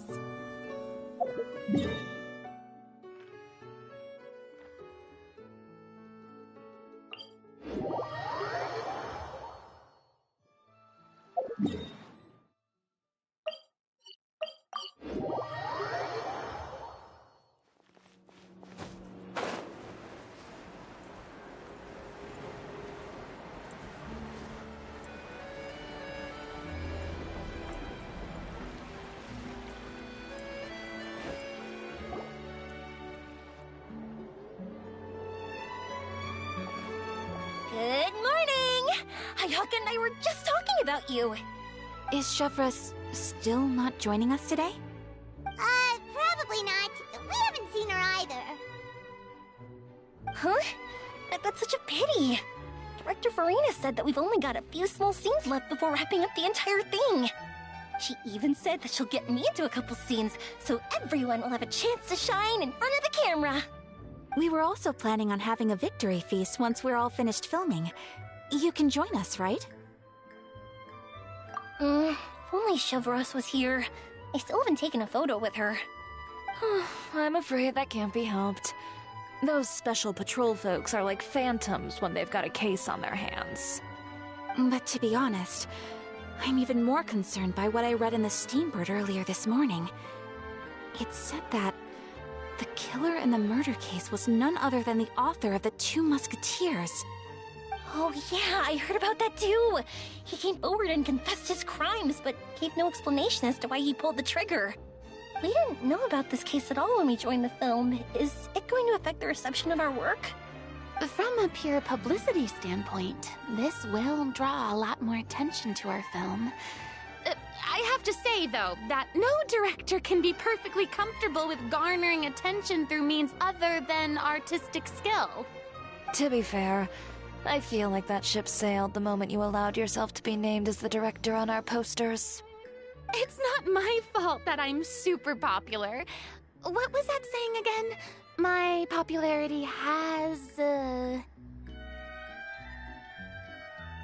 Sunk to an all-time low? spread to the four corners of Tibet.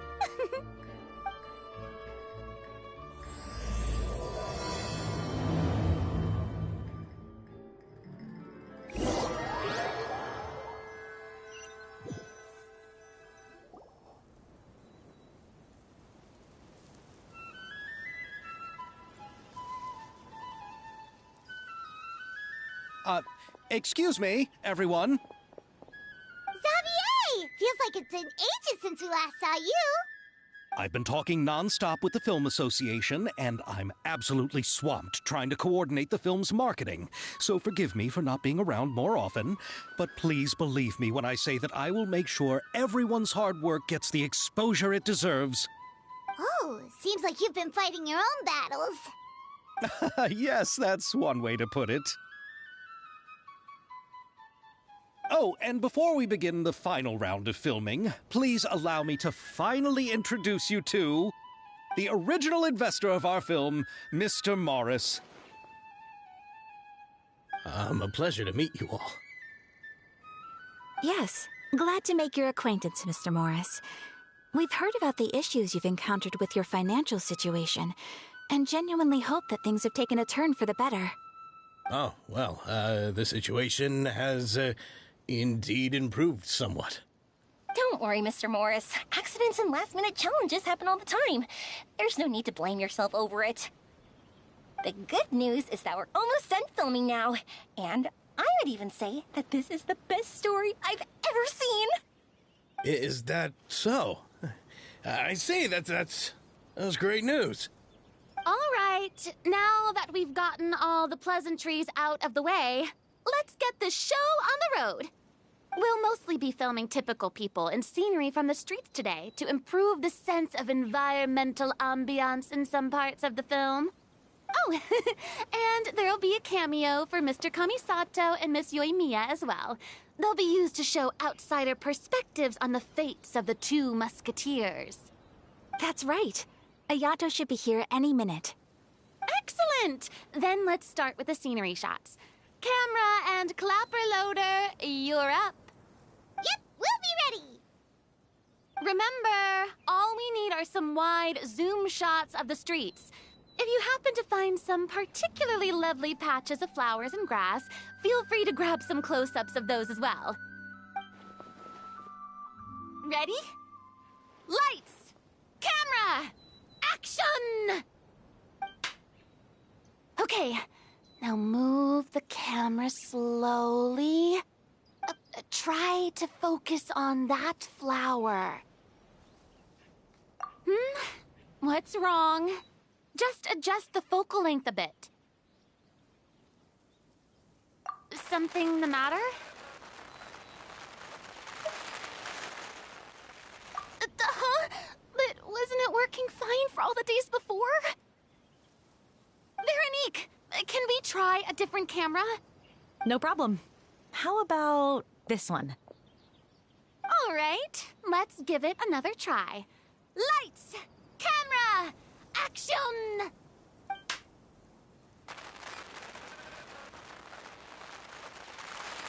Don't tell me. This one is broken too? Veronique, do we have any other spare ones we can use? I'm afraid we only brought these two today. What? Then go find a workshop to get them repaired right away. Oh, and you too, Bono. Go find our spare camera in the warehouse and bring it back to the set. On it. Greetings, everyone. My apologies for the delay. Is something the matter, Ayaka? It seems like there are some issues with the filming equipment today. We're stuck for the moment. I see. Well, let's not just stand here twiddling our thumbs. Actors, to the makeup booth. We'll start on the next scene as soon as we get a working camera. The people at the workshop told me that the part which holds the lens in place seemed to have fallen off. That's super strange. It was perfectly fine just yesterday. Well, no time to dwell on that now. Let's get back to filming. Ahem! Quiet on set! Places, everyone! Lights! Camera! Action! By the way, have you heard about that recent murder case? Yes, I have. It seems that they've caused quite the commotion in the city. I heard that the chief of the guards is so mad about not catching the culprit that he's about to explode. Oh? I find that quite hard to imagine, considering how he already looks most days. Director, we have a problem. Oh, we're in the middle of a take! Couldn't you wait until we wrapped up this scene? No, Director, our film, all the finalized film that we've been keeping in the case has disappeared. Oh, wait, what did you say? Mr. Bonneau, please take me to where the film was kept right away. I'm coming too. No, Yoimiya, you have to stay here. Oh. Okay, listen up. Everyone who's not working on this current scene can go with Bonneau to look for the film. Everyone else, stay put and wrap up the scene. Unbelievable.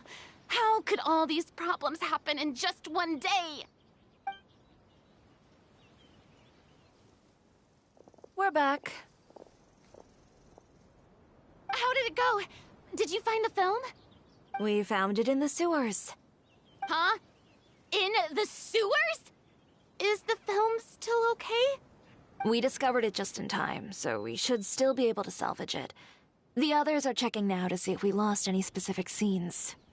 Oh, you scared me for a moment there. I nearly thought we had lost everything. I really don't want to experience that feeling of despair again. Okay, but who could have stolen the film and dumped it there? Could it be, some competitors working on other films? But if they wanted to harass us, why wait until the last day? Okay, we don't have time to really look into it right now. Let's strike while the iron is still hot and wrap this thing up once and for all. Yeah, let's finish it.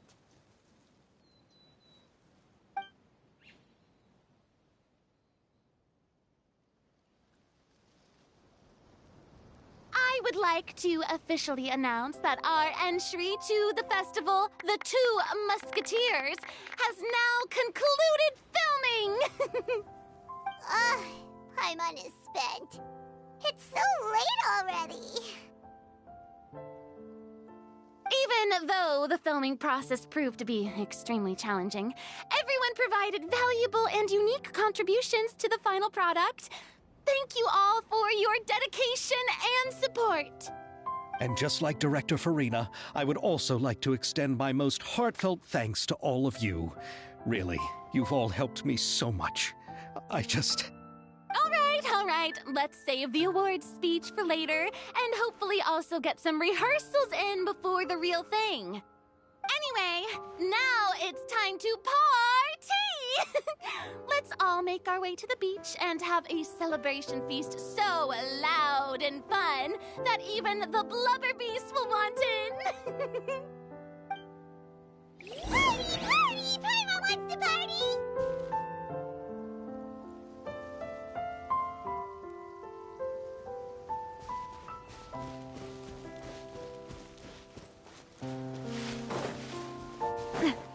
Whoa, this place is hopping. Everyone's finally getting to relax after wrapping up the film.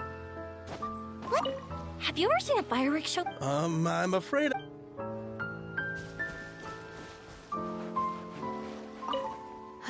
This is... I was thinking, if this film turns out to be a success, could I ask the two of you to stay and be a part of my crew? Of course, I'll definitely increase the pay for next time. I'd be more than happy to, Mr. Xavier. Thank you for the offer, Mr. Xavier. But I've made some plans to go on a journey to the other nations once the festival is over. Is that so? Well, then in that case, bon voyage, Miss Veronique. Please feel free to get in touch once you've returned to Fontaine.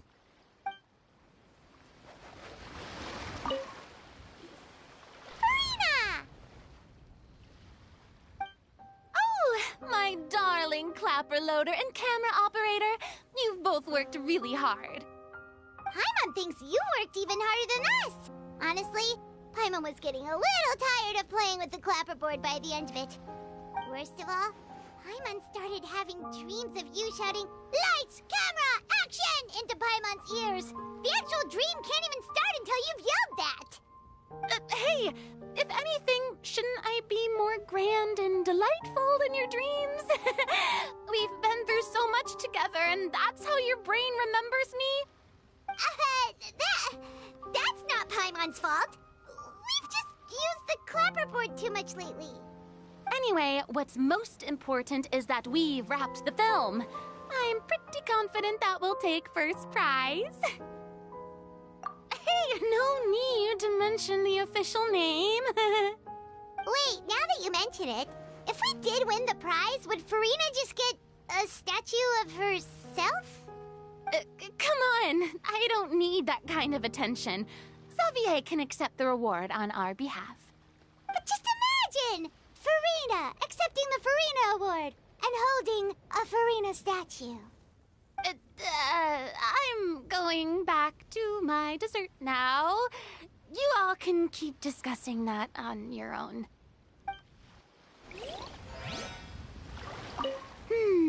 What kind of dessert should I try next?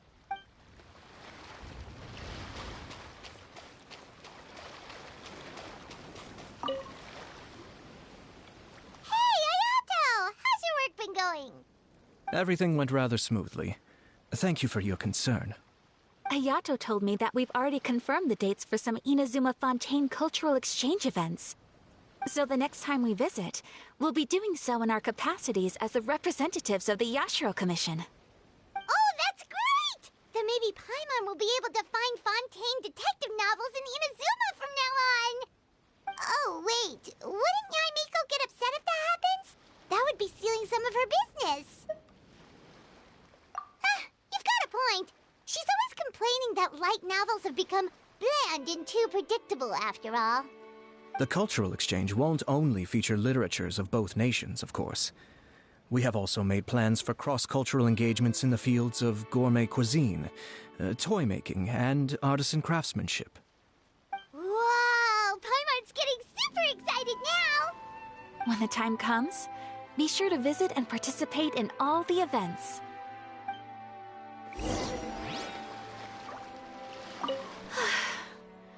I wish we could have spent some more time here.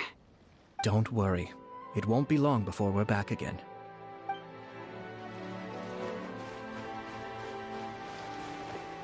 I was thinking, of course. I'd be more... Thank you for the Is that so?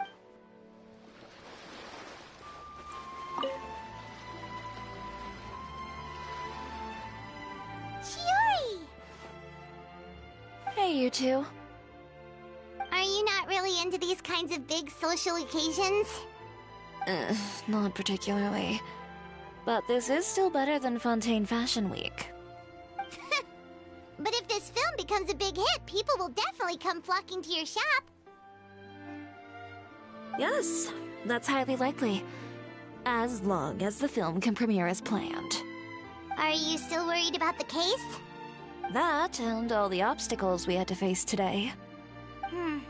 You're right.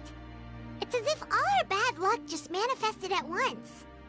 But why today of all days? No, it's nothing. We've already delivered the film to the editors, so there should be nothing more to worry about. How are you doing, Mr. Morris? You having a good time? Well, you could say that. Do you happen to know when the party is scheduled to end?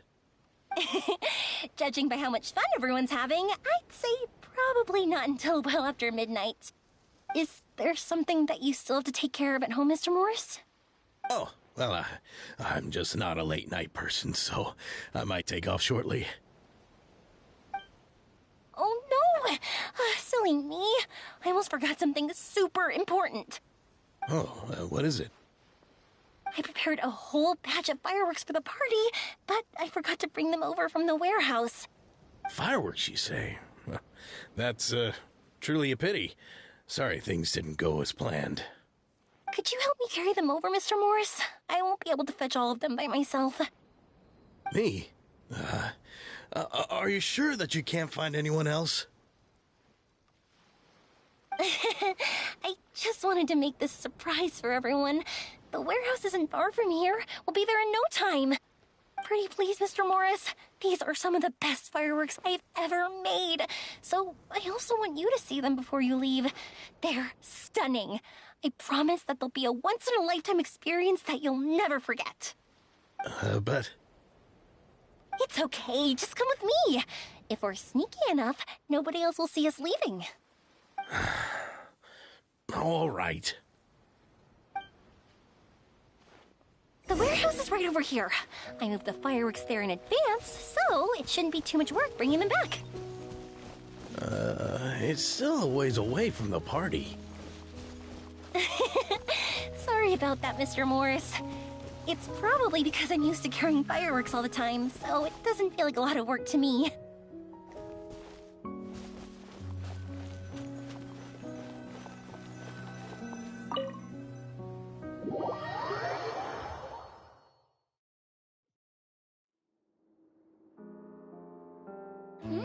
It's dark in here. Wait here, Mr. Morris. I think the light switch should be somewhere over here. Why did I have to get roped into this? What was that?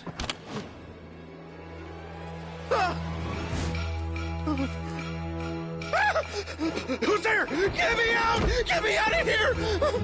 Did you really think you'd get away, Morris?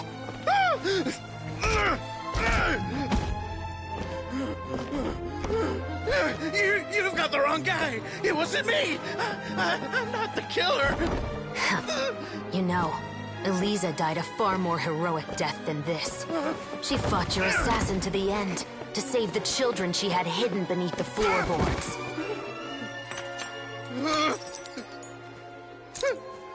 That is Eliza's pendant. The one with a photo of you two inside.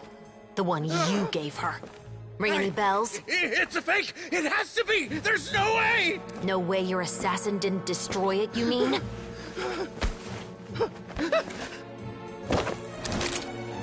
Did you ever love her, Morris? Or was killing her always the plan? No, please. Listen to me. I told Eliza to keep us a secret. I paid her plenty for her silence. I never thought she'd keep the child. Everything was gonna come out, and I had no choice. She forced my hand. No! I'm begging you. I have money. Just name your price, please. You can keep your Mora, and you can go to hell.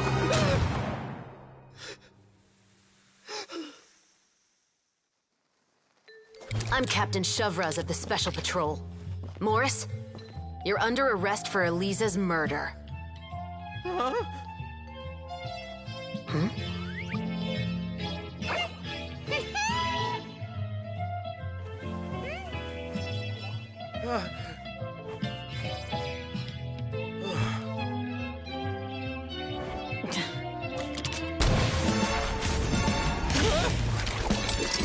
You're under arrest too, prop manager Veronique. Or perhaps I should call you the Second Musketeer.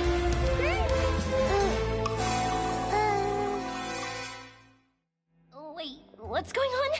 This wasn't in the script. Drop the gun, Veronique. Why? Why would you keep me from exacting revenge on this heartless monster? Drop your weapon. This is my final warning.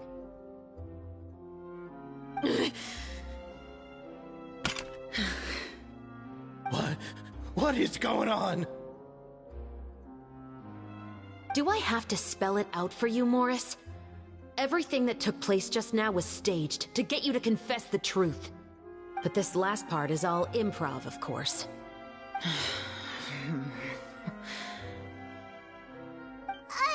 Shivers, you told us you wanted us to help you stage a play. You never said anything It's because even I had no way to confirm my theory until now. Thank you for your performance, Yoimiya.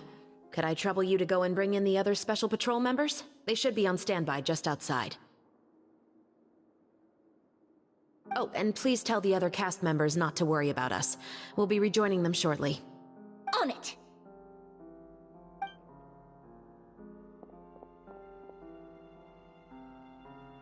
So what do you think, Morris?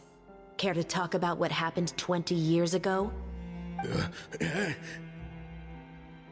My patience is limited, you know.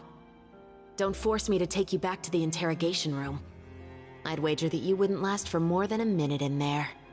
With the recording we made, you have no chance of winning in court. Cooperating with us now is the most practical move. All right. I'll talk. I hired an assassin to murder Elisa. She once worked as a maid on my family's estate. She was very beautiful, and after some time I fell for her. We kept our relationship a secret and carried out an affair for some time, but it wasn't long before she became pregnant. And if my parents ever found out, they would have stripped me of my inheritance and status, driven me out of my home. I also didn't expect Elisa to insist on bringing the pregnancy to term. She even asked me to leave my family and travel far, far away with her.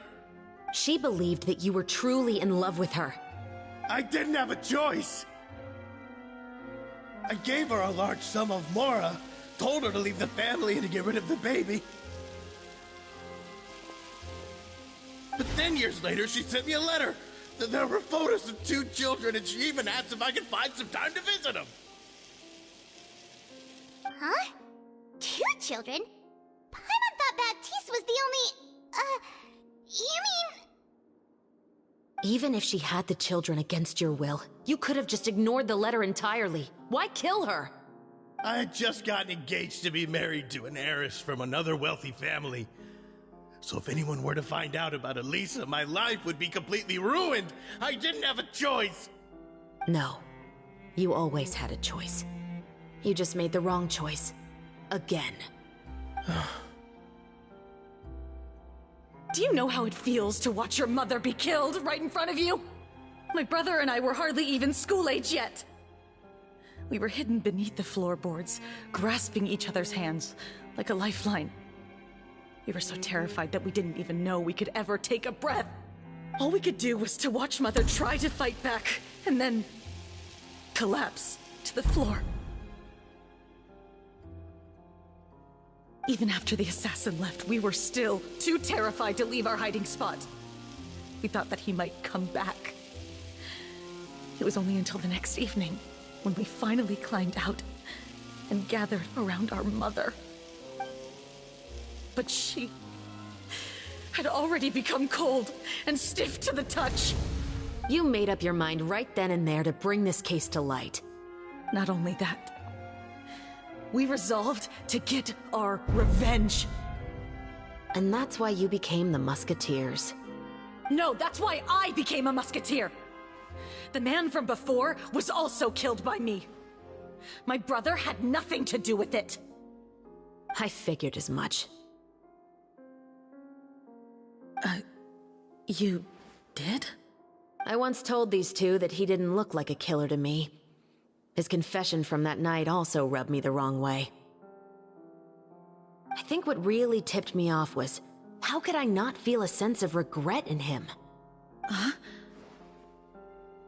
He confessed faster than any criminal I've ever met, but he didn't say a single word about you.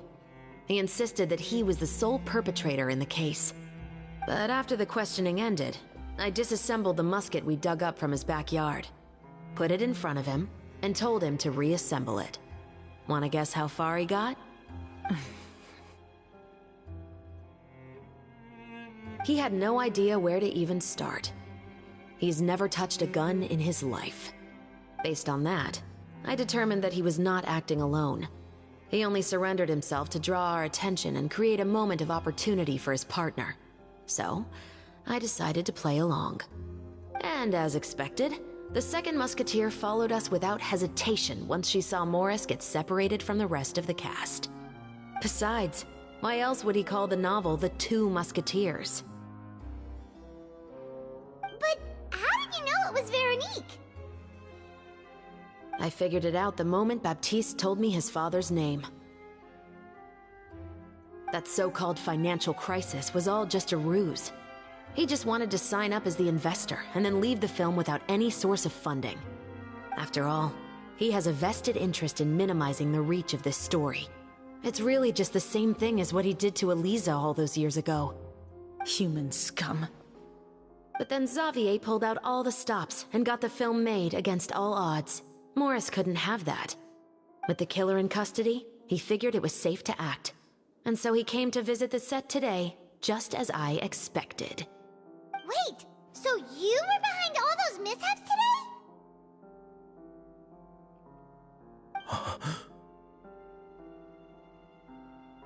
As for the identity of the second musketeer, I assumed they'd probably stay close to Morris and look for an opening. And if they already knew that Morris was the film's investor, then that narrowed the list of potential suspects as well.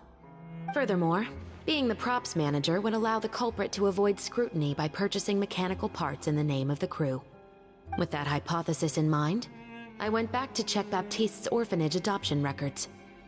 Guess whose name I saw on the same page, just a few lines from his. My brother. He trusted you. As in, he trusted me to perform the deed on his behalf? He trusted you to stand on the side of justice. I am. I thought you could do it as well.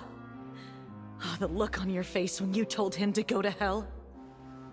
I really thought you'd put a bullet in his brain. You know what he has done. Are you telling me that you'd rather see him spend the rest of his life living like a king in the fortress of Meripede? I will never be able to forget the feeling of my mother's cold, lifeless hands. And you would call this ending fair? Is this what you call justice? I won't lie, Veronique. I did hesitate when your brother first told me about the truth. I wondered.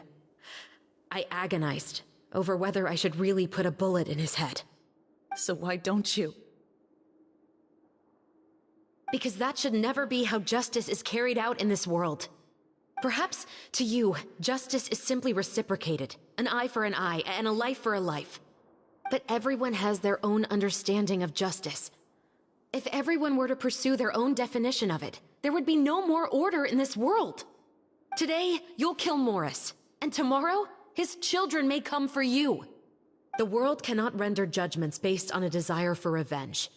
That will only lead to a cycle of revenge, as well as the destruction of order and civilized society. Fontaine is founded on a set of laws and a standardized code of justice. That is why we are the nation of justice. But with all that said, I will promise you this. Morris will not lead a cushy life in the fortress of Meripede. Chevros, the rest of the special patrol is here. Thank you so much, Yoimiya. Letelier, Terena, please take them away.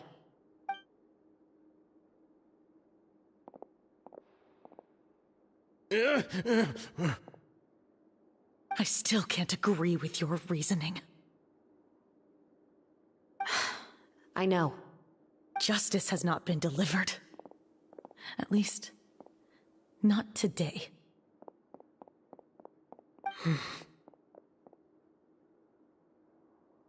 Chevros. Let's go. We should give an explanation to the crew. Thank you for your concern. I'm fine. I'm just thinking about the things in life that have driven people to take justice into their own hands.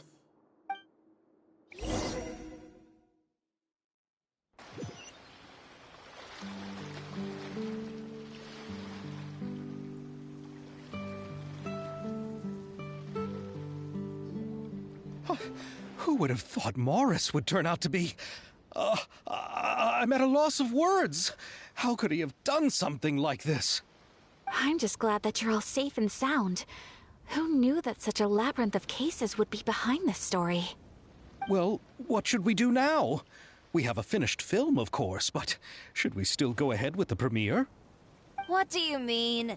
Shouldn't you be even more motivated to spread the word now that you've learned the truth? Chiori is right. I'd also like more people to see this story for themselves. But the real ending of the story seems to have deviated somewhat from the one in the script. Is that still acceptable to you, Miss Chevreuse? The call is yours. We still have time to reshoot an ending if that's what you'd like. No, it's fine as is. I like what we have for the catharsis. Romanticism is what gives works of art their appeal. Fiction is able to explore means of restitution that could never work in real life. Just like the real world, the world of stories also has its own set of rules and justice. These different possibilities are what initially drew me to reading in the first place. Sounds good to me. I support your decision. What about Veronique? Will she be okay? She will soon face her judgment alongside her brother and Morris. If I had to guess, they'll probably all be sent to the fortress of Meripede. I'll make sure to give Risley a heads up about it. Oh, you mean that kind of heads up? Exactly. Ahem. All right, then the matter's settled. Now that everything's been taken care of, there's no reason for us to keep looking all gloomy and grumpy. Let's get back to the feast and enjoy each other's company. We'll be starting the post-production process tomorrow. You should join us, Chevreuse. You missed the first few hours of the party, didn't you? All right. Count me in. Then I'll wait for you over there. There's still some good news that I'd like to share with Chevreuse. Traveler, Paimon, could you wait for me by the sea after the party ends? I'd like to go on a brief walk with the two of you. Thank you very much.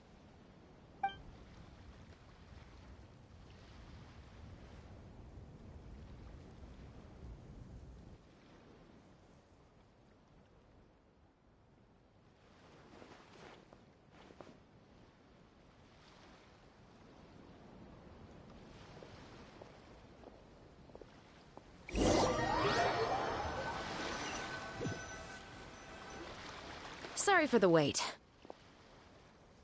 Oh, we weren't waiting long at all. Is there something else you wanted to tell us? No, I don't have anything new to share. I just felt that since you were my investigation partners, I should have another conversation with the two of you.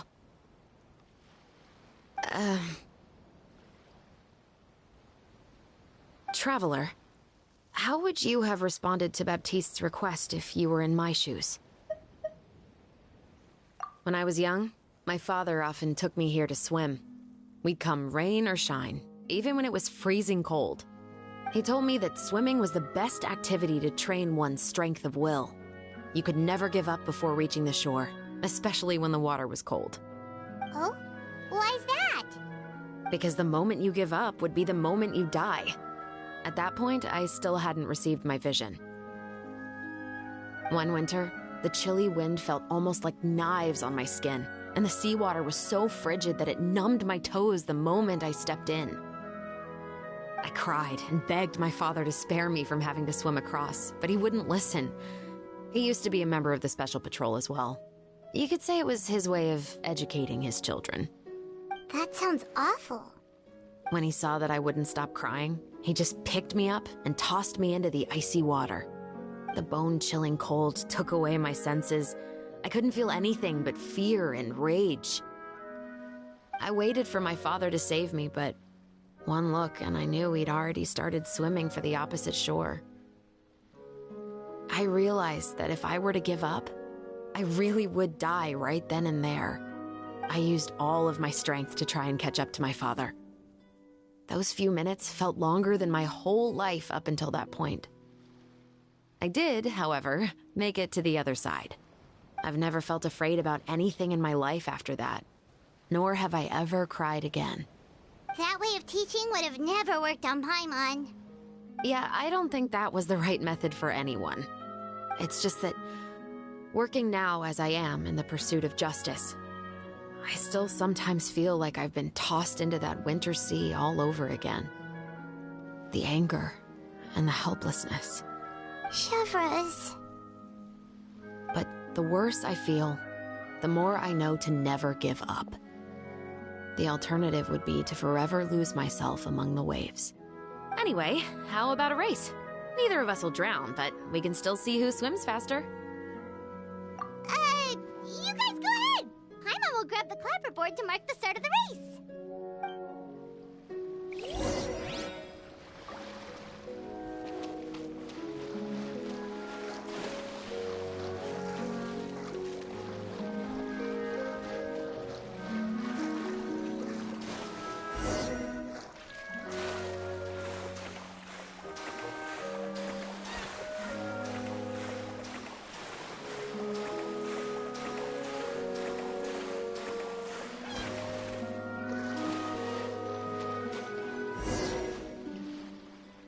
Oh, that felt good. You were so fast in the water, Chevres! You were swimming even faster than Paimon can fly! So, about the special patrol, did you join because of your dad? Partly, but I'd say I was more inspired by the heroes I read about in stories growing up. Oh, so it's due to your love of stories! Of course, it was only after I joined the Special Patrol that I learned that truth is often stranger than fiction. Come on, let's walk a bit more.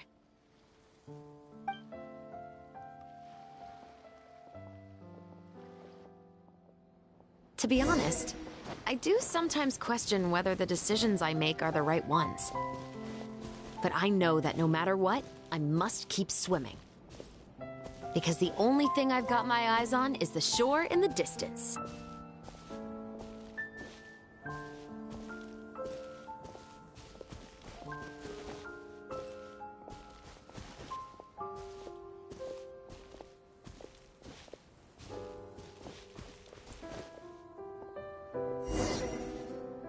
Thank you for coming on this walk with me. I feel a lot better after getting all that off my chest.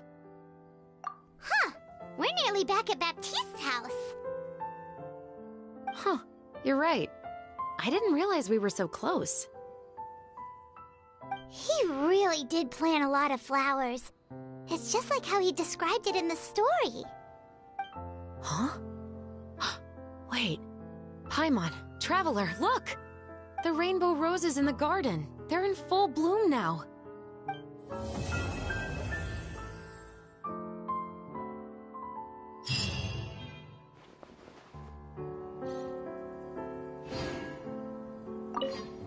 Even though it's a bit late, I must thank you for investigating this case with me. Not on behalf of the Special Patrol this time.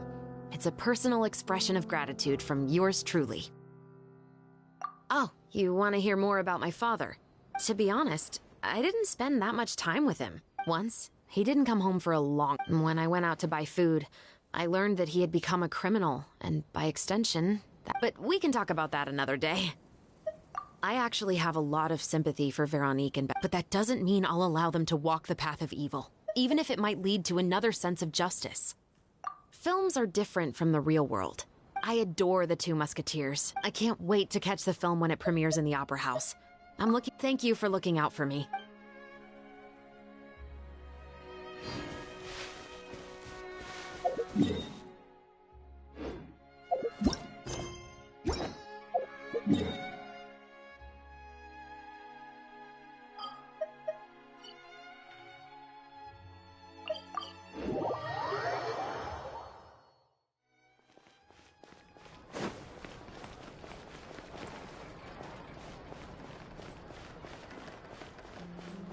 Ad Astra Abyssosk.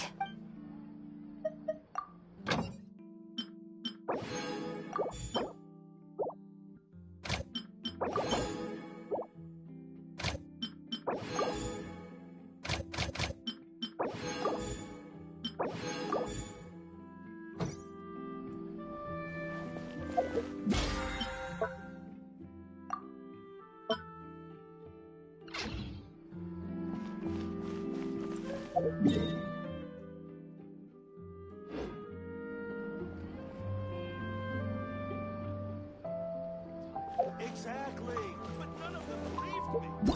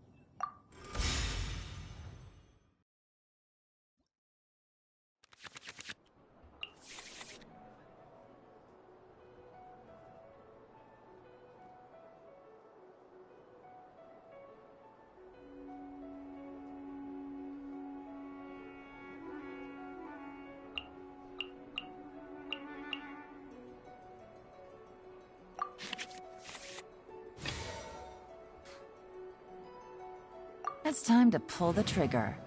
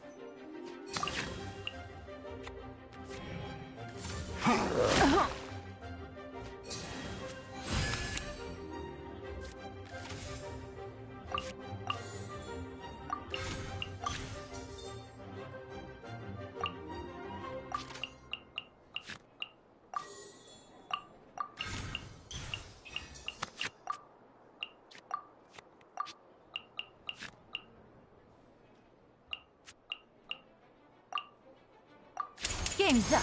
Time's over.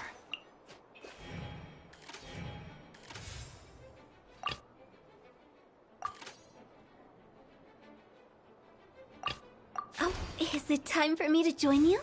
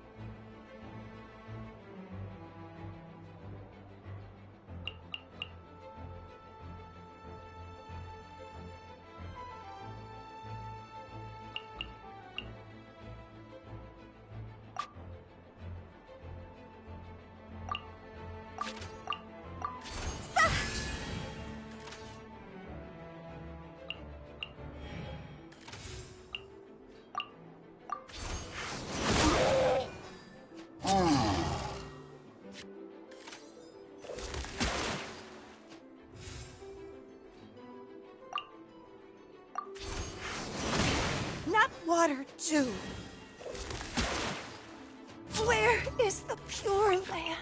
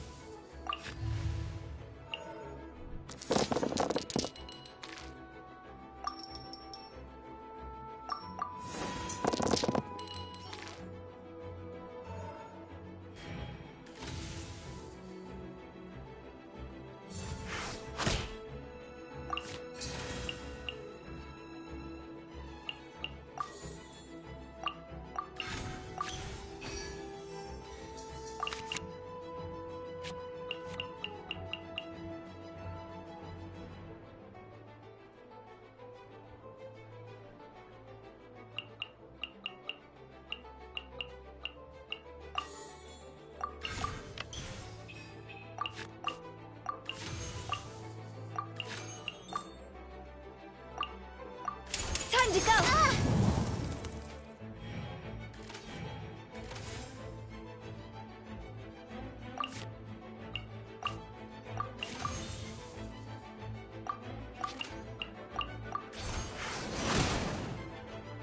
Mein Fräulein.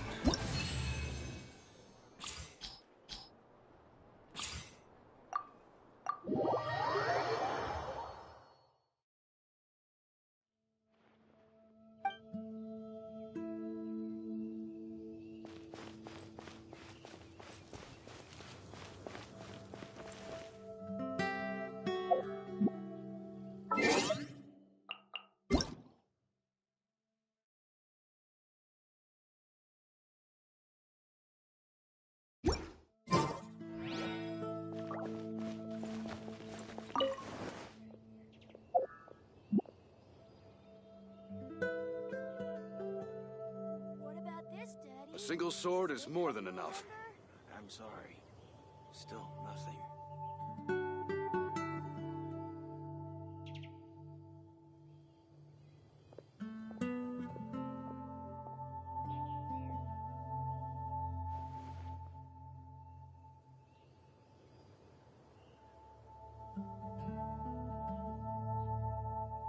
What about this, Daddy?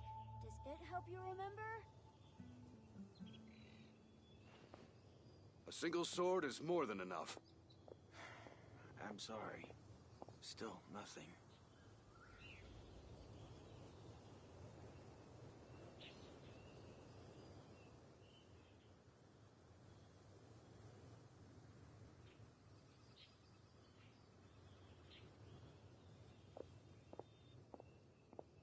What about this, Daddy? Does it help you remember?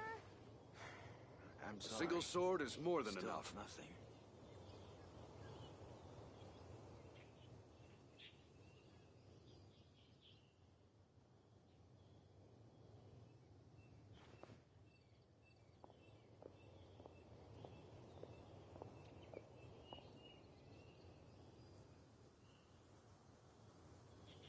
What about this, Daddy? Does it help I'm you sorry. remember? Still. A single sword is more than enough.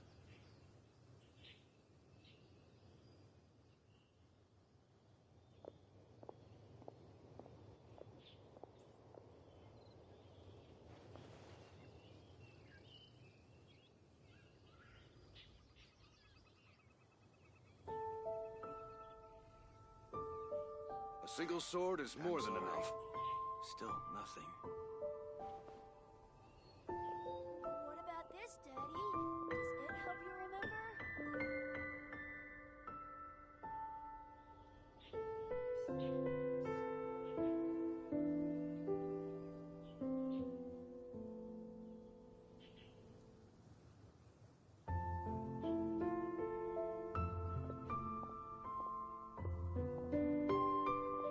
A single sword is more than enough. I'm sorry. Still nothing. What about this, Daddy? Does it help you remember?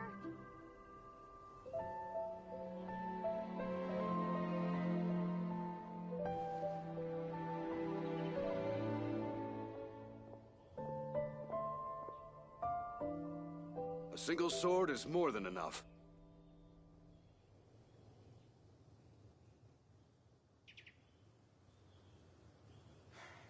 I'm sorry. Still nothing. What about this, Daddy? Does it help you remember?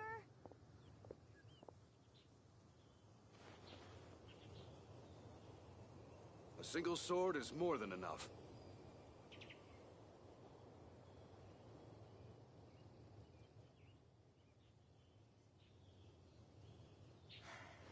I'm sorry. Still nothing.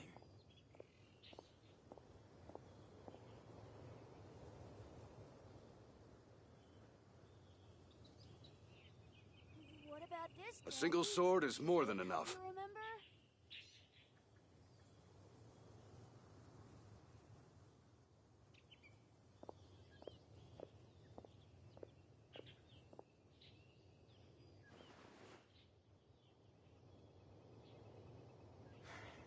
I'm sorry.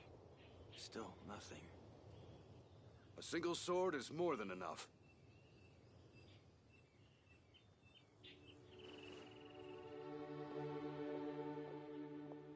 What about this, Daddy? Does it help you remember?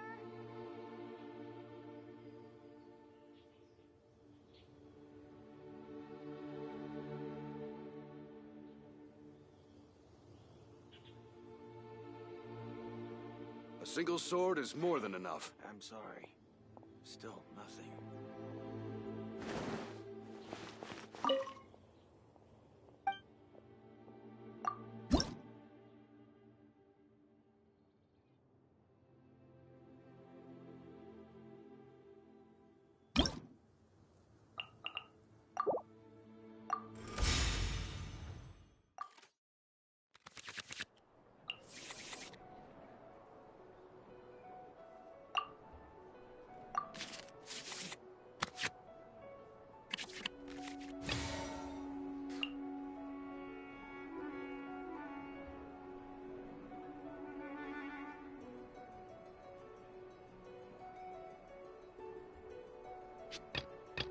I can't wait any longer!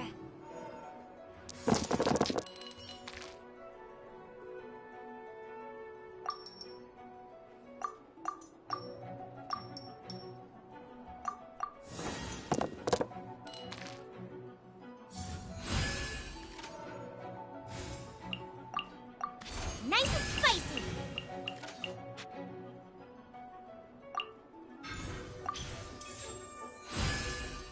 Leaving so soon? My mind is completely blank. I need to get out and unwind.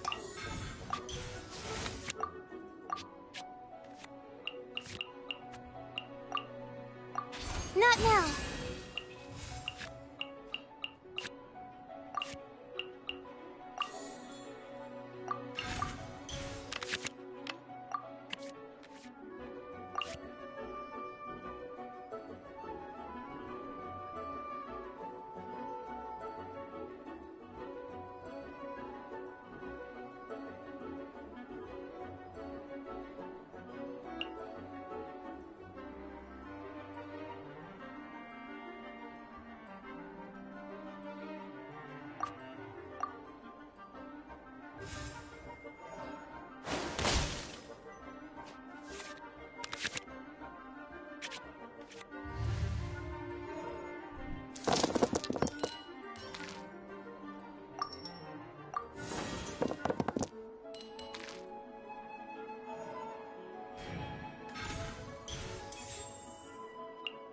No escape!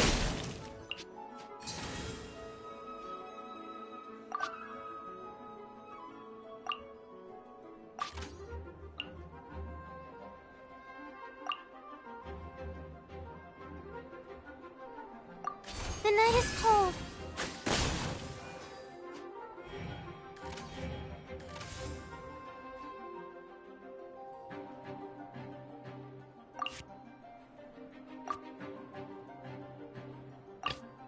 Let's finish this, swiftly.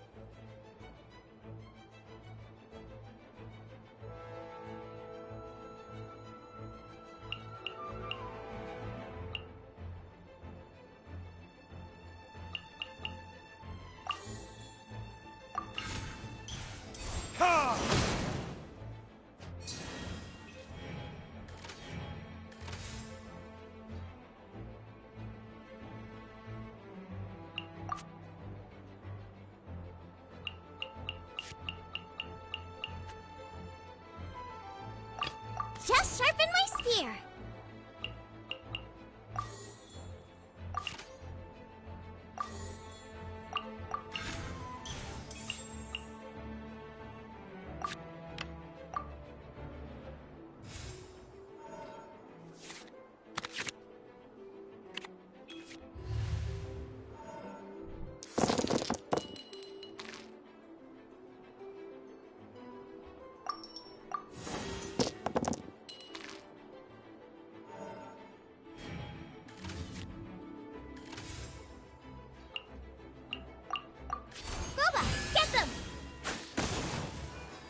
You can't run from death.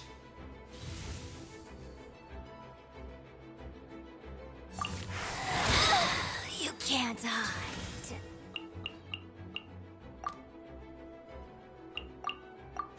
You're toast!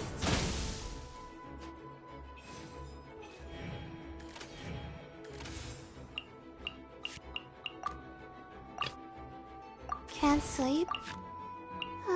Let's go for a walk then.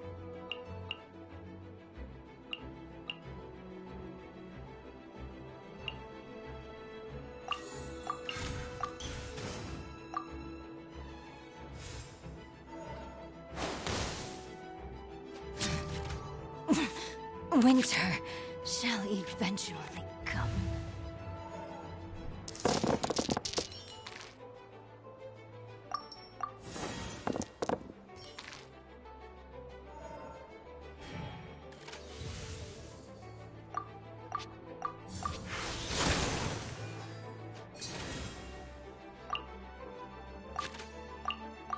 Cold, mine to command.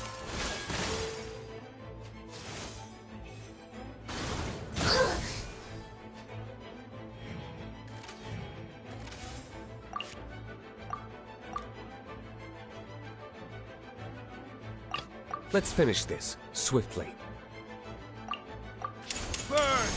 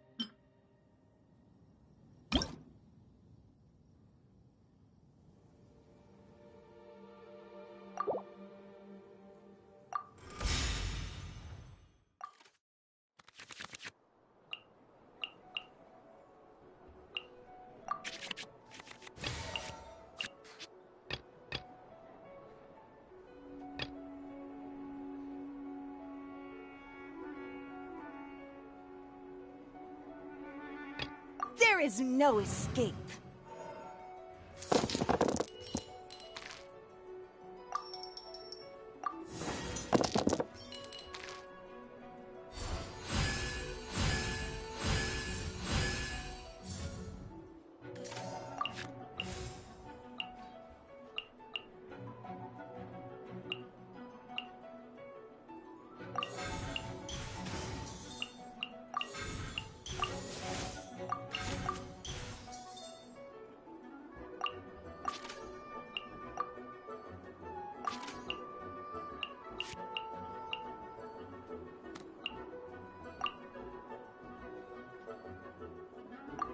In the image of the wilderness.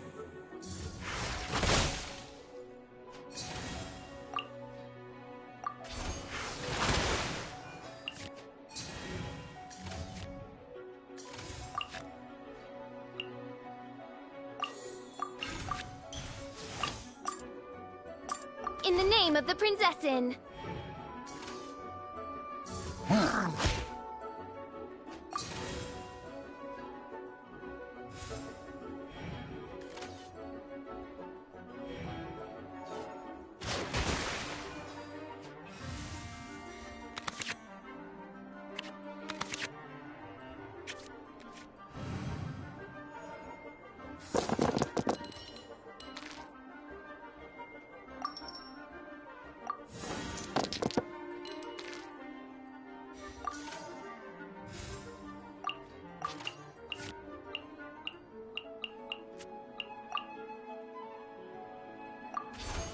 Reveal thyself!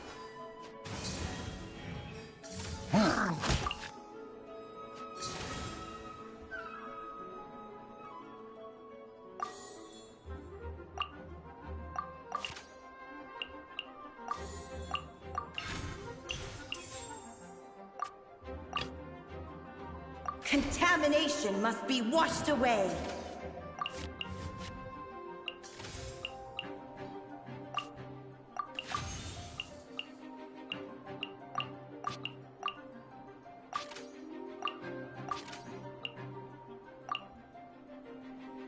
In the image of the wilderness.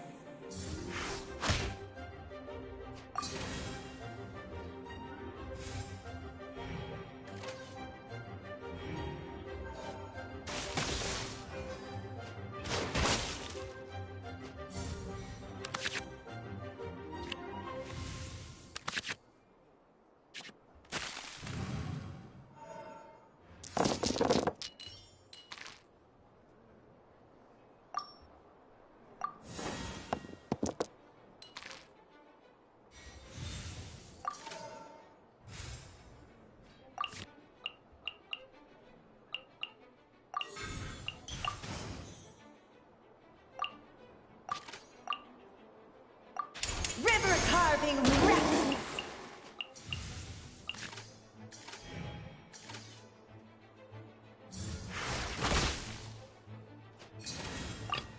You dare overstep your mortal authority?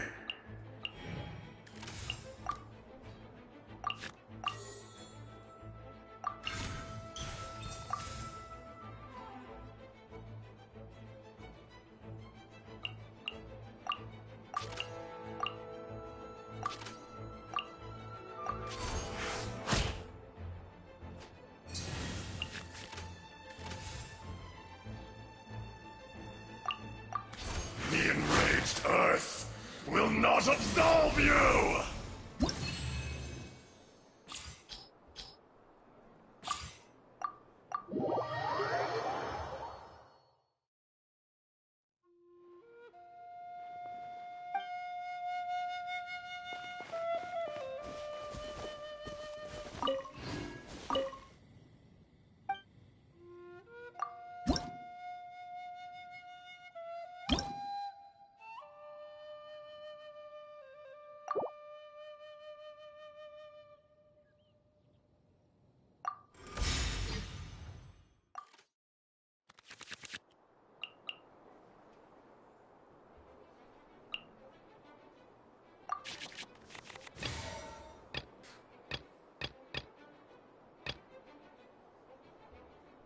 Ready when you are.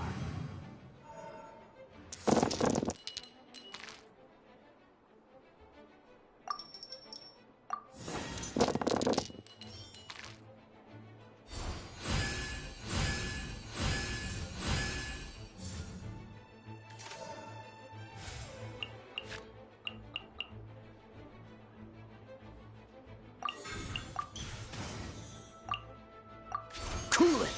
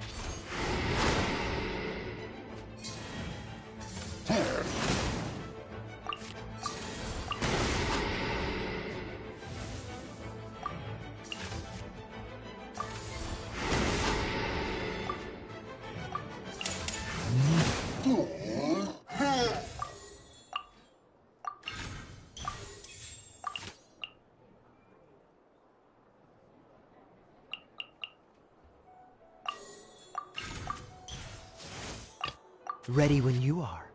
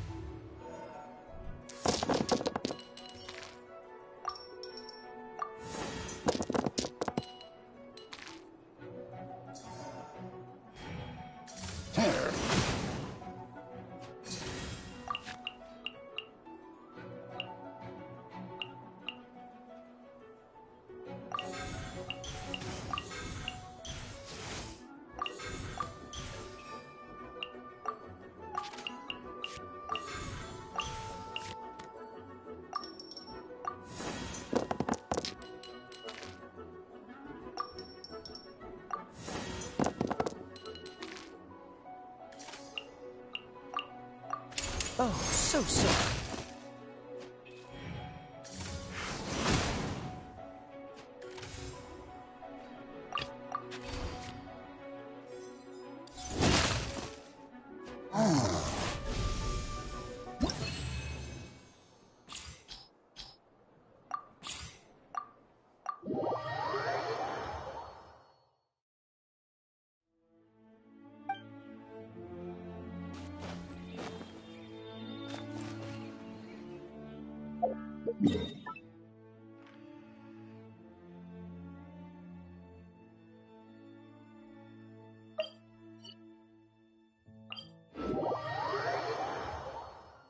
Quick, look!